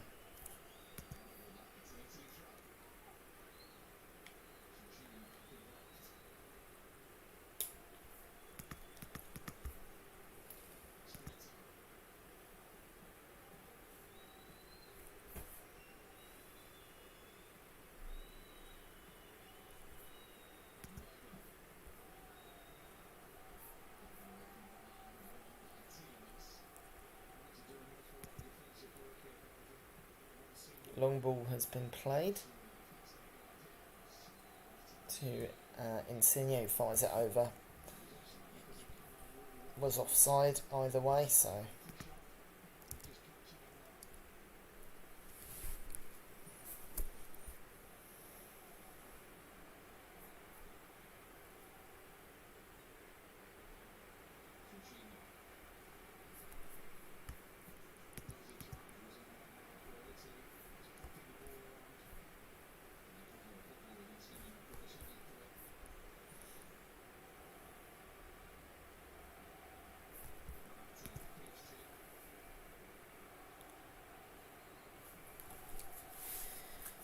With Di Lorenzo, Italy forward again in Belgium's half, out for a throw-in though.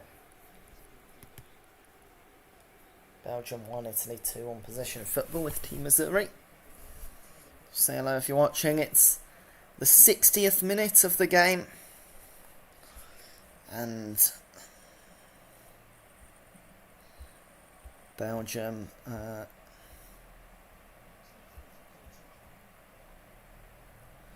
retaining possession, back to Courtois. Just kicked it out for a throw-in this time. Di Lorenzo takes it. Vermaelen gets a touch to get it back to Hazard.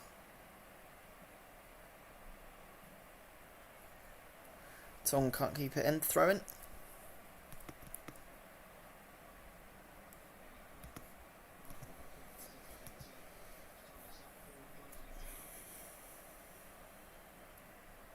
Here is Vertonghen, Courtois.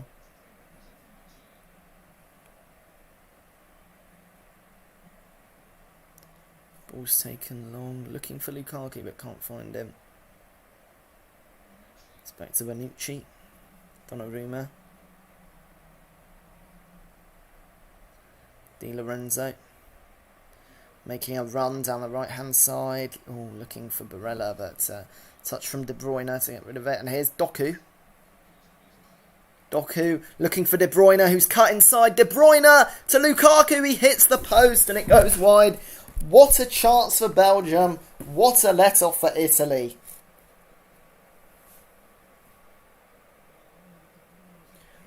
Unbelievable from Doku to Spinazzola. De Bruyne, great ball to find De Bruyne. Oh, it came off Spinazzola onto the post and out. That's remarkable. Lukaku's shot hit Spinazzola. And that means it will be a corner. De Bruyne will take it. And it's headed away. And if Lukaku joined that, he would join Ronaldo on 5 goals. And he would have put Belgium right back into this game. The corner has been dealt with by Italy, who look to break. Oh, great ball by Barella. Immobile's touch is too heavy, and Courtois can claim it, and Ciro Immobile know what he's done there. This game's opened up.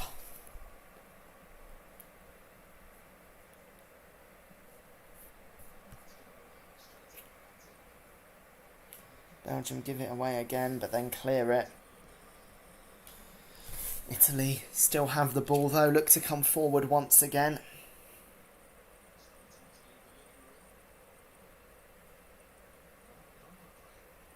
It's with Verratti.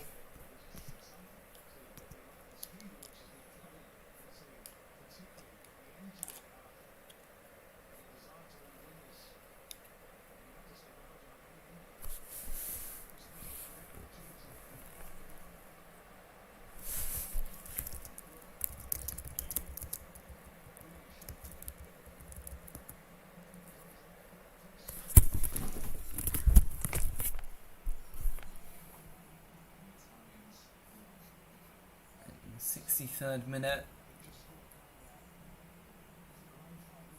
Spinazzola with the ball forward for Italy. Here's Insigne on the left hand side, plays it inside to Verratti. Barella, oh, with a good ball to Chiesa, who cuts it back. And if there was an Italian player in the box there to just touch it forward, it would be 3-1. In the end, Belgium half clear it, but only half clear it, and Italy restarting an attack. Here's Insigne. Back to Verratti. Barella.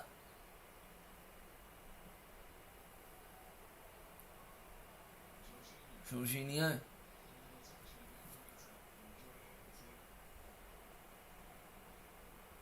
Verratti.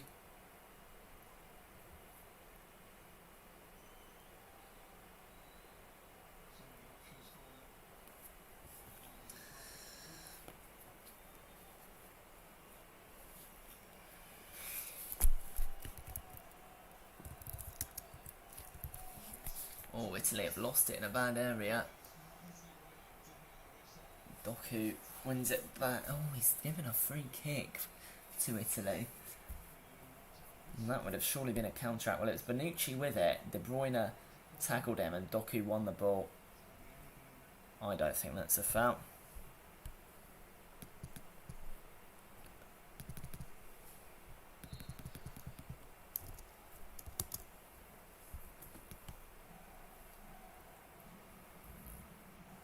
So, here comes Italy.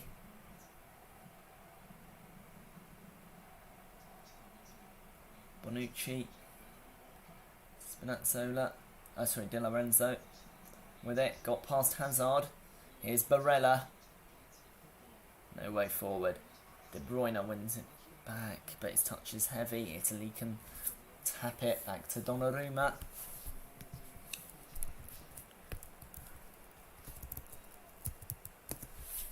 Long ball.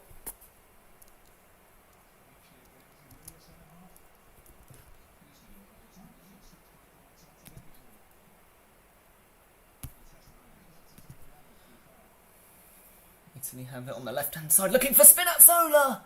It was free because the ball went over Vermaelen's head. Spinazzola was making the run. Don't think he expected it, and his left-footed shot was tame and wide. But that's something really you expect to saw.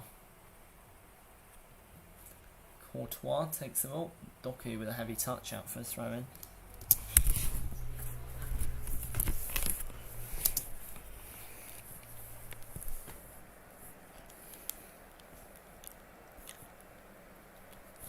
Looks like Belgium are preparing the first sub of the game. Dries Mertens stripped and just some water.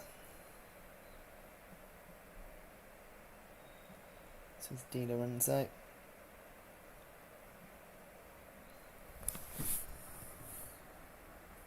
Verratti.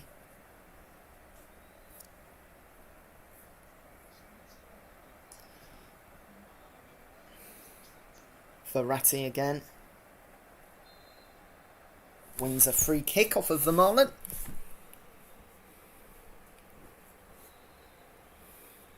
Who has a few words with Insigne. Well, this could be Thomas Vermaelen's last big game, last proper big game of his long, illustrious career.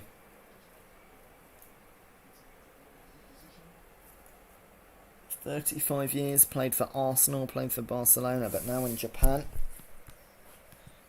As well as Mertens, by the way. Nasser Chadli of Istanbul Basaksehir is getting ready to come on. But not yet. Insigne and Verratti having some words as we wait for the free kick to be taken. We've entered the 68th minute here. Insigne takes it. Looking for the deep ball, but handed away as far as Chiesa, who puts it back into the box. Miscontrolled, and now Belgium can look to break. Here's De Bruyne. Oh, just a heavy touch there, and Italy win it back. Barella. Verratti. Insigne. Verratti. Jorginho. Verratti. Insigne.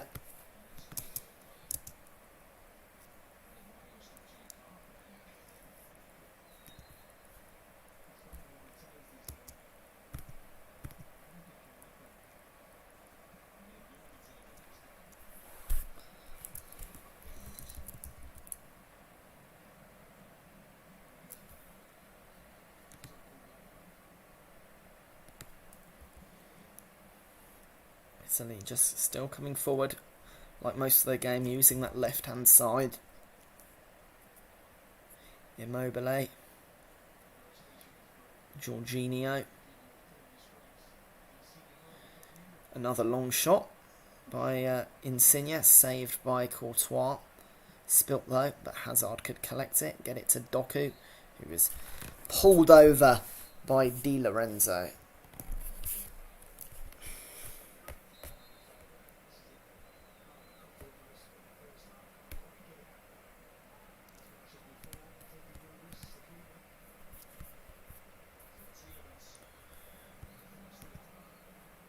Tielemans will be replaced by Mertens, and it looks like Mounier will be replaced by Chadli.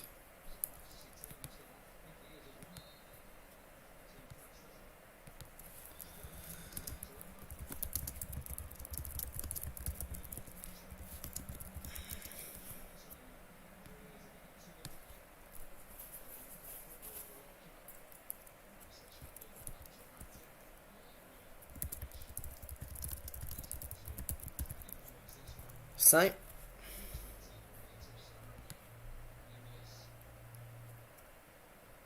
that's where we are. First two subs of the game, and maybe it'll change things because Belgium are coming up forward. Here is Mertens. Mertens looking for Chadli.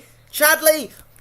It misses Lukaku, and it couldn't be tapped in by Hazard. Well, Nasser Chadli had just come on and really should have got an assist there. I can't believe neither of them taps that home. Two players playing at such a high level.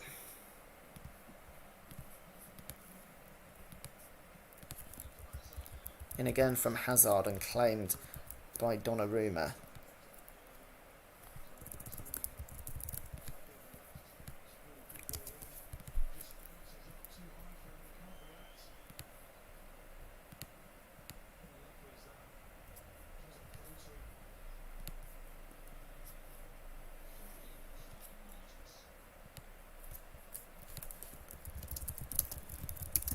And now, it's Italy's chance to come forward.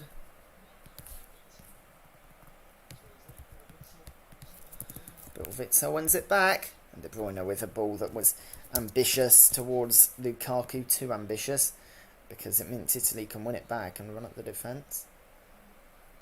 But Alderweireld wins it back once more.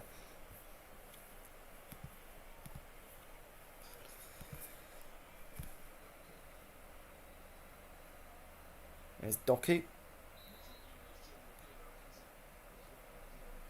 who fouls Di Lorenzo, trying to go forward.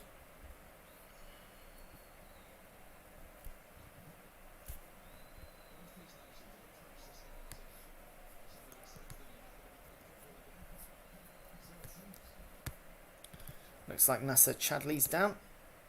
Just taking a knock. Doesn't look good.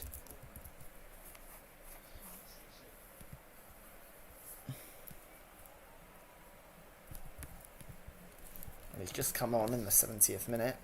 Looks like some Italian players getting ready. I see Cristante and Belotti.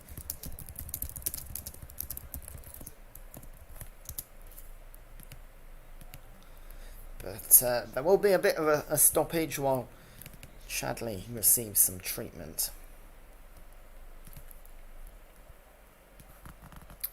And Dries Mertens came on to make his 102nd cap, alongside Chadli, who came on to make his 66th. Doesn't look like it'll be a long one, but nearly one that got an assist.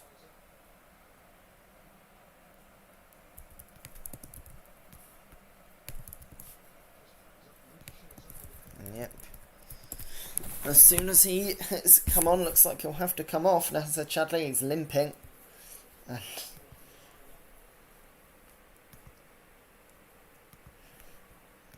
his 66th cap ends as soon as it starts, yep. Coming on from his Dennis Praet.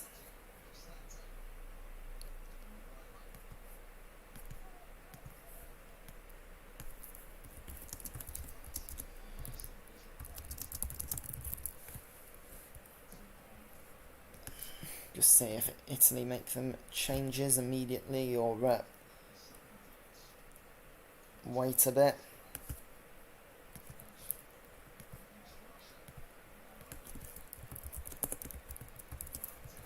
Verratti is coming off to be replaced. Not with Locatelli as some might expect.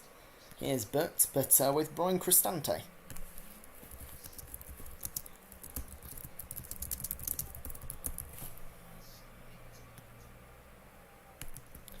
And Ciro Immobile is strolling off. No goal for him today.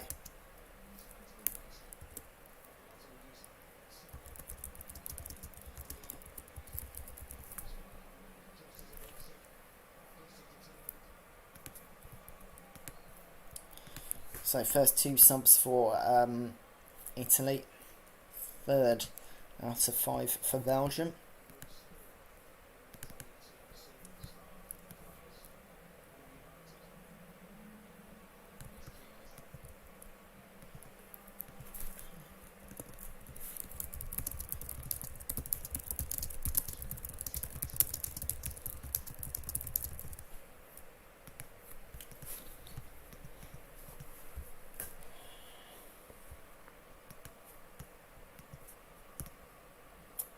Play does resume now.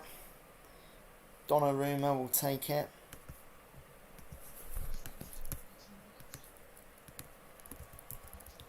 Oh, and Belgium win it back in a dangerous area. It's to Lukaku. Good touch to De Bruyne, who's heavy, but it's fallen to Lukaku and deflects into the path of Donnarumma.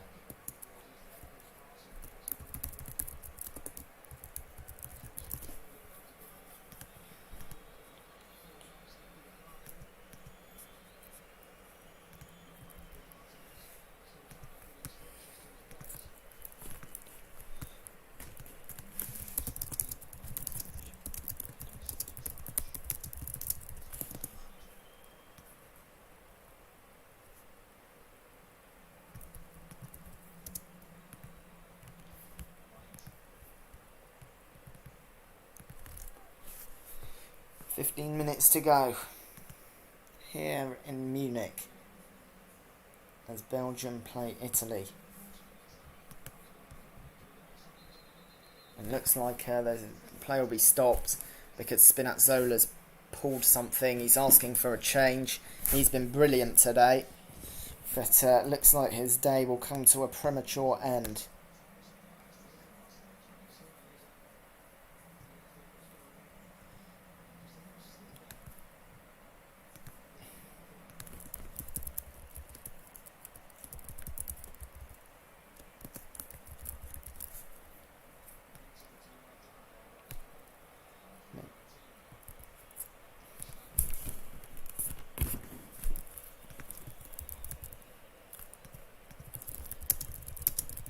Looks like Cristante will get him to lie down, see if he can be treated. But now these injuries are breaking up the tempo for Belgium.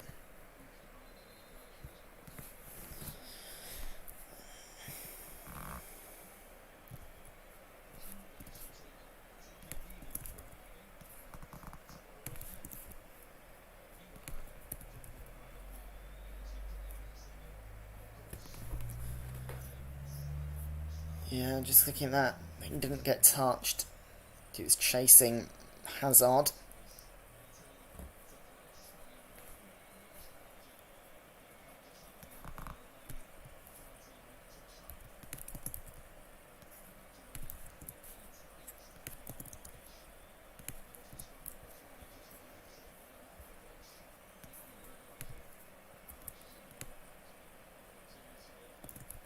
And Spinazzola's in tears. It looks like Emerson's ready to come on, as well as Berardi as well.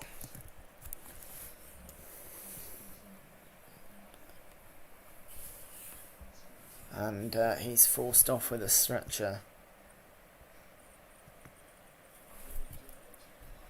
Oh, and this is horrible to see because this is a player that struggled with injuries all of his career. He's had such a great tournament, and it looks like he'll be out for a significant amount of time. The Roma man.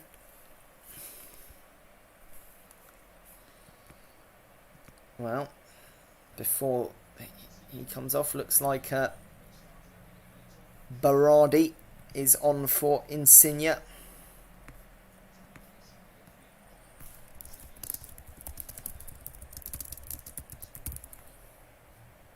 And they're not even showing Spinazzola anymore because this is a pretty horrible thing to see.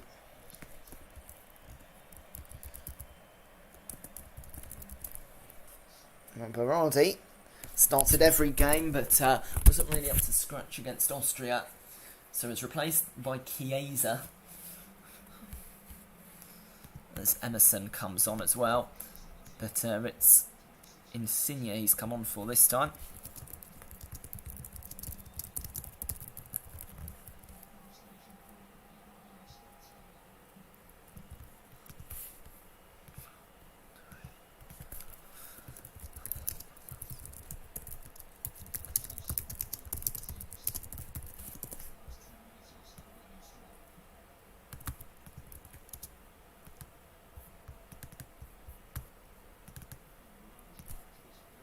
So play is resumed. We have 10 more minutes of football. Let's have a look. We have Daniel Schkupp here, watching here. We're watching the tennis, Andy Murray v Denis Shapovalov. A second penalty shootout in the Switzerland game. Yeah, lots of sport today.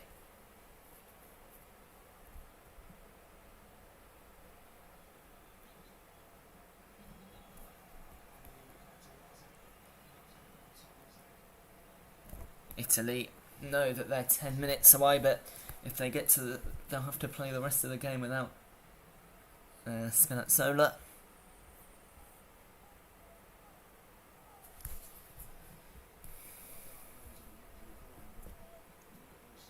Oh, a long ball played looking for Lukaku, headed away by Bonucci.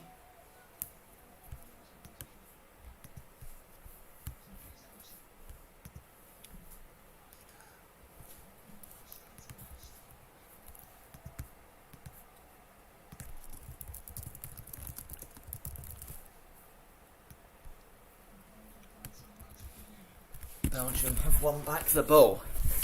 Well, Italy have had 58% of the ball, 14 of this game's 22 attempts and 5 of this game's 13 corners. Overall, it's been Italy's game, but Belgium need something in the last 10 minutes. They've given away a free kick inside Italy's box, and that's not really what they want.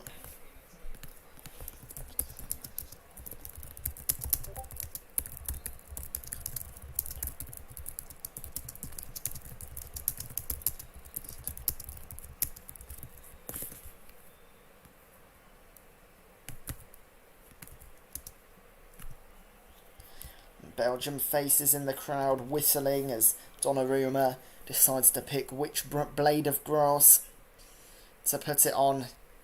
Take his time with his run up, but Italy have earned the right to do that. By being ahead, it will be frustrating for Belgium now. It's the 83rd minute.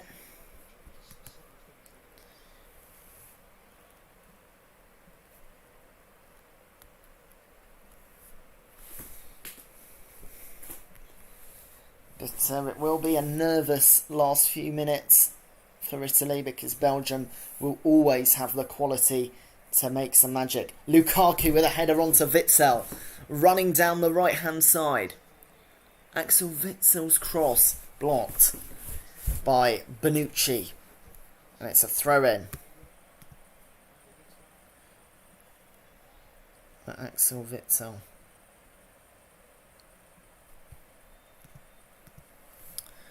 Take. So Belgium have the ball in Italy's half. Will they look to slowly come forward? Will they put one long into the box looking for Lukaku? A lot of options. Here's Alderweireld plays it back to Vertonghen, his ex-club teammate. Doku on the left-hand side, who's cutting inside. Doku! What play from Doku, but the long shot is over. Well, it was a bit of initiative. He plays without fear, Doku, but perhaps shooting there exposed the lack of experience somewhat.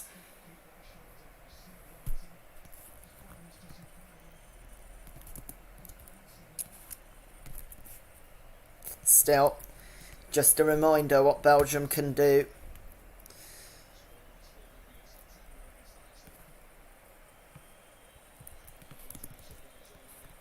And Donnarumma takes the goal kick. He takes it long now. None of this short build-up play for Italy. They are just trying to get the ball as far away from the AC Milan goalkeeper.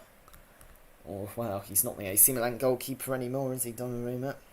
Let's get it as far away from his net as possible. The 85th minute now.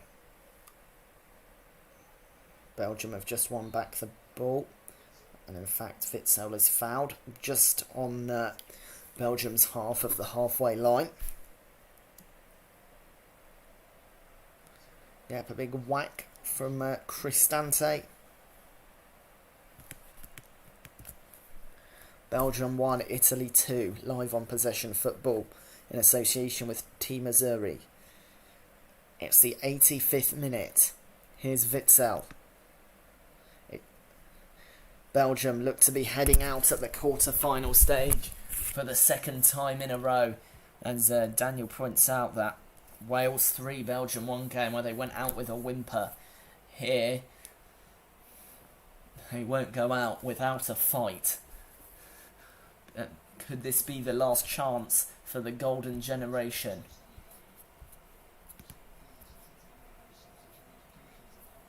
A back three that's 101 years old combined, that will surely be broken up after this tournament. There'll be some players that might never play a game of this importance again. Here's Hazard cutting inside. Hazard's ball, it's deflected, but it's into the path of Mertens, who puts in the box looking for Lukaku, headed away. And Italy can look to break, but Belgium win it back. Witsel finds Doku.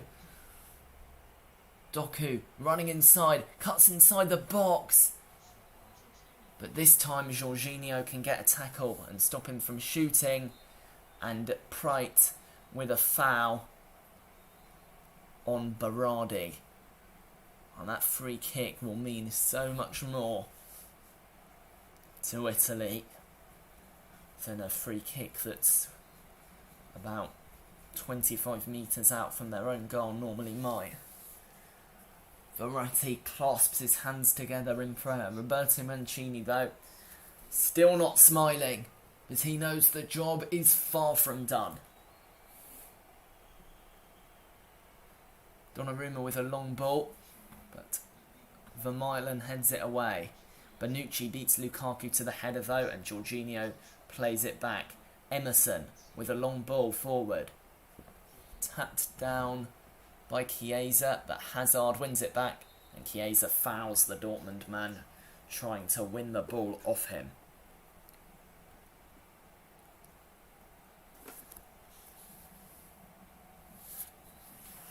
Well, we're approaching 3 minutes. I'll read the chat in a second.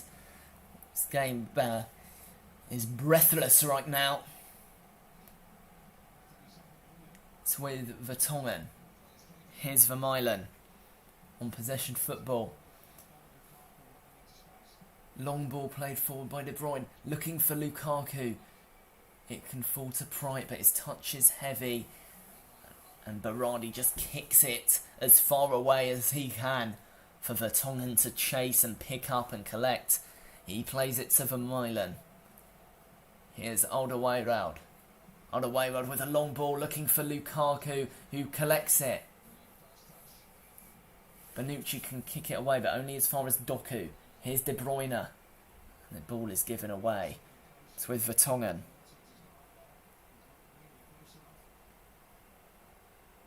Vermaelen. Alderweireld. It's with Hazard. Still no way forward. Witsel wins it back. It's an advantage for Belgium.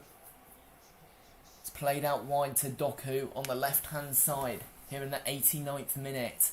De Bruyne looks to cross the ball in, but it's headed away. Back to De Bruyne, who is fouled about 20 metres from the goal, and it's a free kick to Belgium. Well, let's have a look at the chat while the ball is out. Yeah, it is a very talented Belgium side who's played some extraordinary games, but never converted it into a medal. Always coming up short, whether it was the quarter-final against Argentina in 2014, the quarter-final against Wales in 2016, the semi-final against France in 2018. How many chances will this set of players have to win a medal? But here in the 90th minute, Kevin De Bruyne will stand over the ball and have a free kick to put his side back in it. We haven't seen a direct free kick converted at UEFA Euro 2020 yet. It's a weird angle, and there is the option of putting it into the box for Lukaku or someone else to head it in. What will De Bruyne do? He went for the shot, and he was closed down by Berardi, and Berardi was not 10 metres out, and it's going to be retaken, and Berardi picks up a yellow card. Now that is something. It reminds me of Zaire at the 1974 World Cup, I believe. A reference that some people get. We are now in injury time.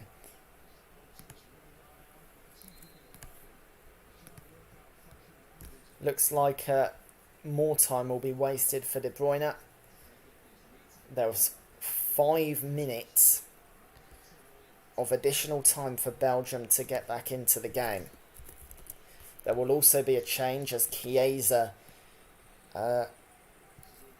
is replaced by Toloi, a very defensive-minded substitution. This is mind games now, I would think. So, can Kevin De Bruyne set Europe alight with this free kick? Will he shoot? Will he put it into the box?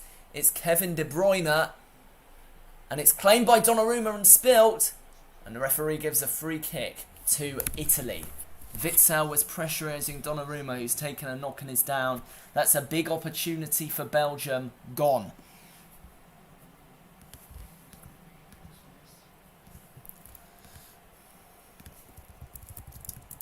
And the tempo will be slowed down while Donnarumma gets treatment and then slowly takes his free kick out. I can't remember exactly what World Cup, but it was a Zaire player playing Brazil when they had a free kick, famously just ran and kicked the ball away. There's a great video about it on the channel HITC7s, which I recommend you watch after this if you're interested.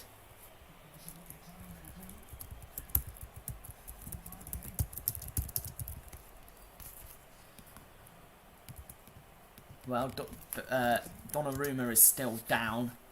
It's Belgium 1, Italy 2.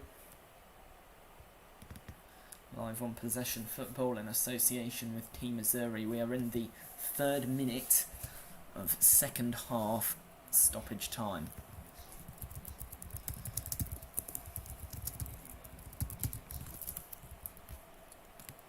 Donnarumma, yeah, still getting treatment. Yeah, it's Witsel that whacked into him.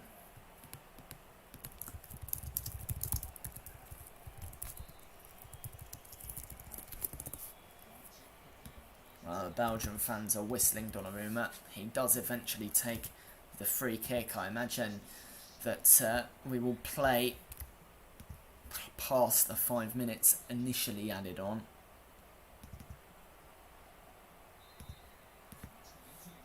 Italy just have a free kick. There was a 50-50 in the air, and Italy have a free kick just into Belgium's half. And the Belgian players do not look happy at all.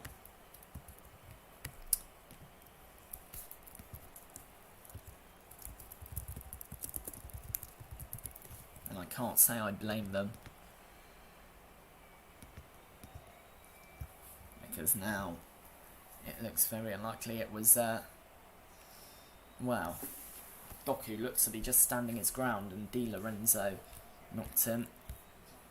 But if the referee makes an unfavourable call, you just have to live with it. Doku has earned a free kick off of Di Lorenzo deep into Belgium's own half.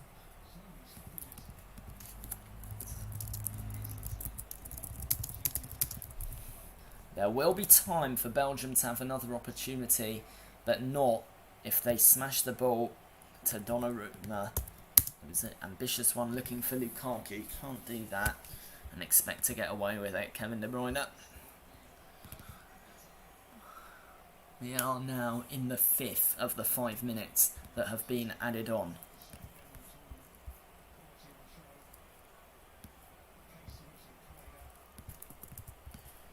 This is a battle of heavyweights.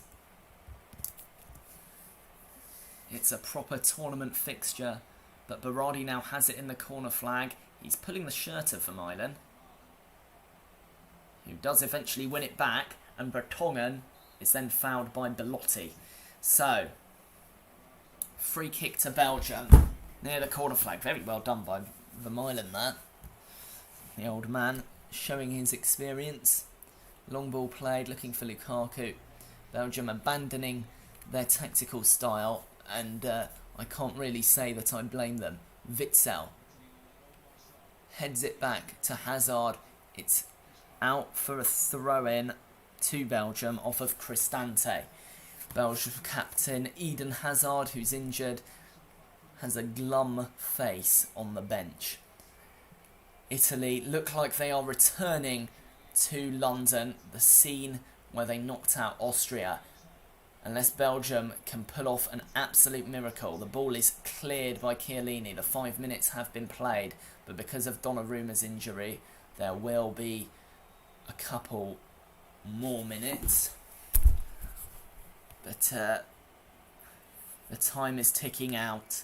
What a job Roberto Mancini has done. This is revenge over Roberto Martinez for the 2013 FA Cup final, the last time these two managers met. Who would have known then that those two managers would be in one of the highest quality games of Euro 2020? Here's Doku. Fires it to Alderweireld. It's out for Hazard on the wing. It's headed behind for a Belgium corner by Chiellini. Belgium have had so many corners in this game. All of them have been wasted. We're now in the 7th minute of second half injury time. Everybody, Thibaut Courtois included, is up for this one. The ball's played into the box. It's headed over by Vermaelen. It's a goal kick to Italy. And surely that's it.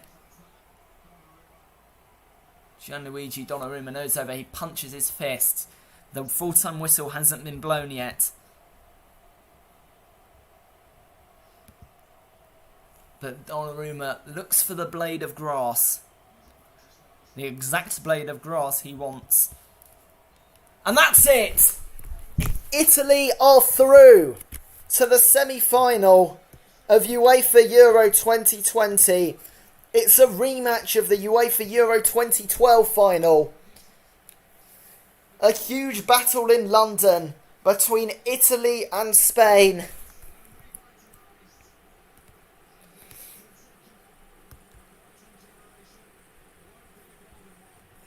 Well, the so-called golden generation have come up short once again, and Italy conquer Belgium. For the second time in a row, it's quarter-final heartbreak for the Red Devils at a European Championship. What a game of football. Belgium have their heads held high. They gave everything. They just couldn't deal with this stubborn Italian defence. Chiellini thought he'd put Italy ahead at the start, and even though that didn't count, Barella and Insigne with moments of brilliant quality to give Italy a 2-goal advantage. Belgium found a route back into the game when the brilliant Doku was shoved over by Di Lorenzo and Lukaku scored from the spot. And despite Belgium's efforts in the second half, they couldn't get another, and it finished Belgium 1, Italy 2.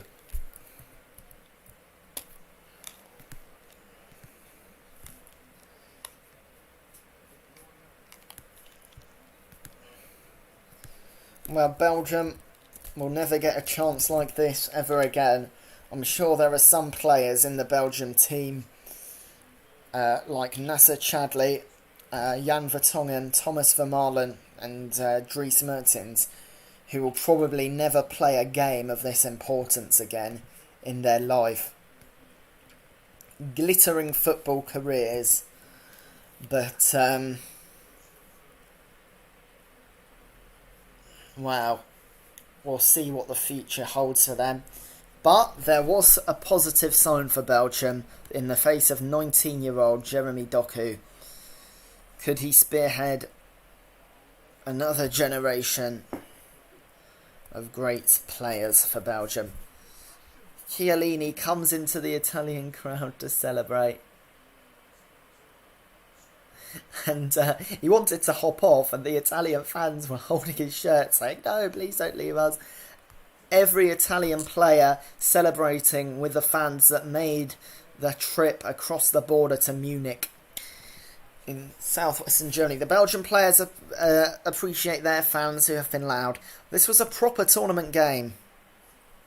And Daniel Schkupp in the comments says it best when he says, "Football is the winner."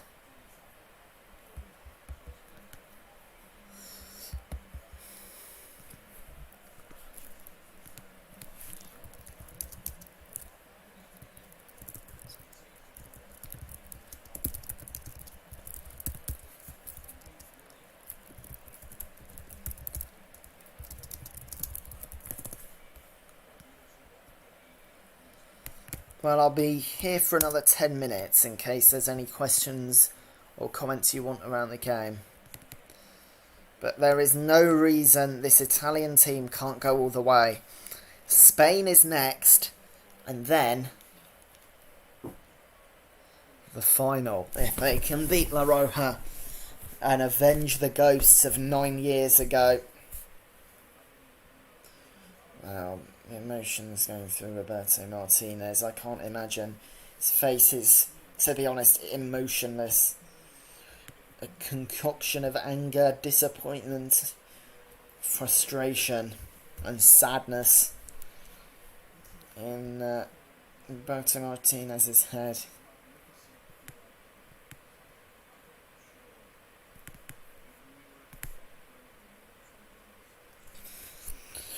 And the Azzurri will be moving to London to play, they will hope, 2 more games.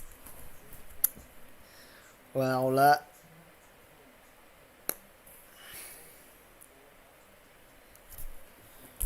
football creates brilliant stories, brilliant tales.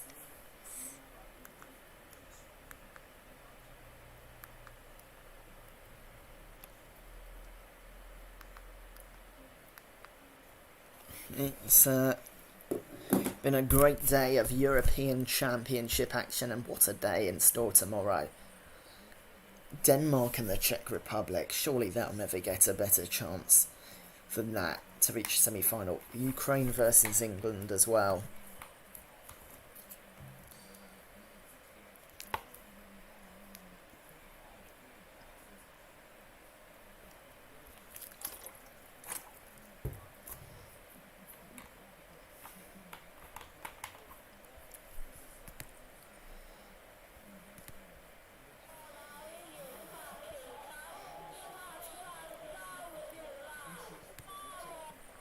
Well, Belgium had their chances in the second half.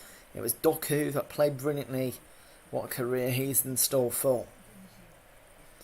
Played a European Championship quarter-final like it was with his mates in the park.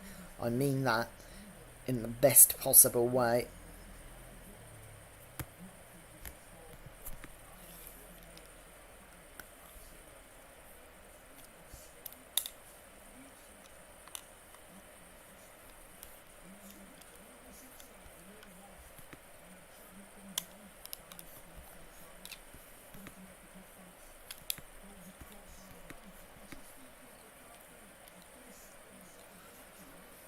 I need to catch my breath after that one. There is, of course, right now the Copa America quarter-final going on between Paraguay and Chile. Peru. I might come back for the Brazil v Chile game. We'll see. But for now, I'll just be here for another few minutes for any last questions from the chat.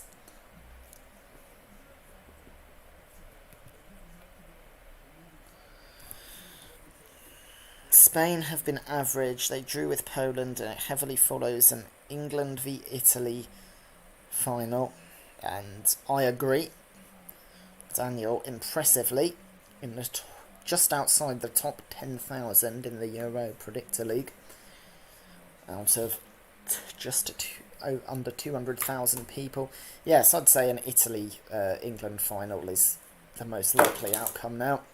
But underestimate Spain, underestimate the other teams at your peril, because it just takes one game, a penalty shootout or whatever, for an upset to happen, as France and the Netherlands found out.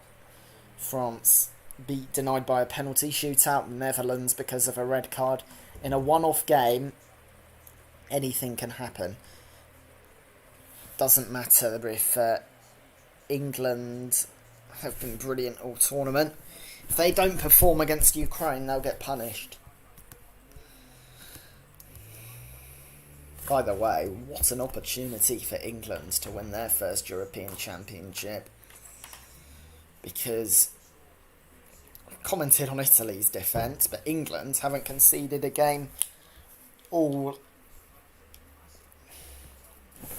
conceded a goal all tournament. Their last came in March against Poland.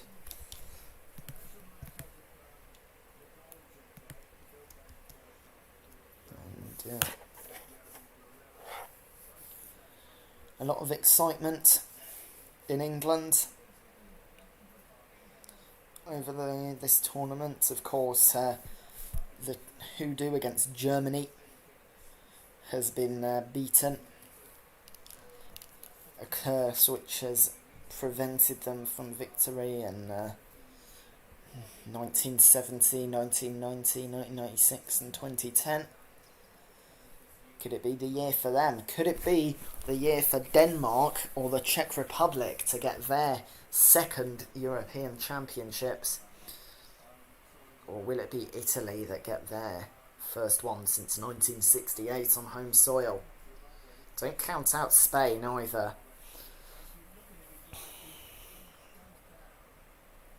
There are just so many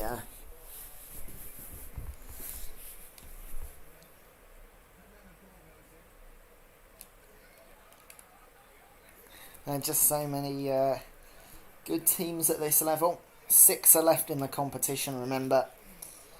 Spain, Italy, Denmark, the Czech Republic, England and Ukraine. Yes, I was at the tournament between England versus Germany at Wembley Stadium. Wild celebrations. Even before the game kicked off, Wembley Way outside the stadium was pumping, full of music and alcohol. Before the game even started, the atmosphere during the national anthems was brilliant. The German players were screamed at by the crowd when the goals went in. Huge celebrations. Even the match stewards were seeming to be extremely lenient with the conduct of the crowd. After the game ended, more brilliant scenes. And for England and Germany, for England fans, then there's a huge amount of belief. I can say as someone who lives in England that the media has really been building them up. Of course, English arrogance is known before major tournaments, but for once it does seem justified.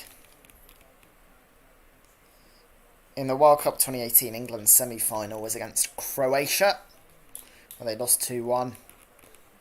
But it seems that the spirit that Gareth Southgate's brought, the momentum, where he had a more average squad and got to that World Cup semi-final has been added to with a real quality of youth development. England's youth development has been radically reformed in the last 5 to 10 years, and it's paid dividends with such great young players. Ones that are in the England squad like Phil Foden and Bukayo Saka, ones that are outside this time like Trent Alexander-Arnold. So, after a brilliant day of football, it's the Euro 2012 finalists Spain and Italy that will do battle in London in 4 days' time. Copa America quarterfinals are still going on between Peru and Paraguay, still 0-0 there, and Brazil and Chile. Tomorrow there will be action from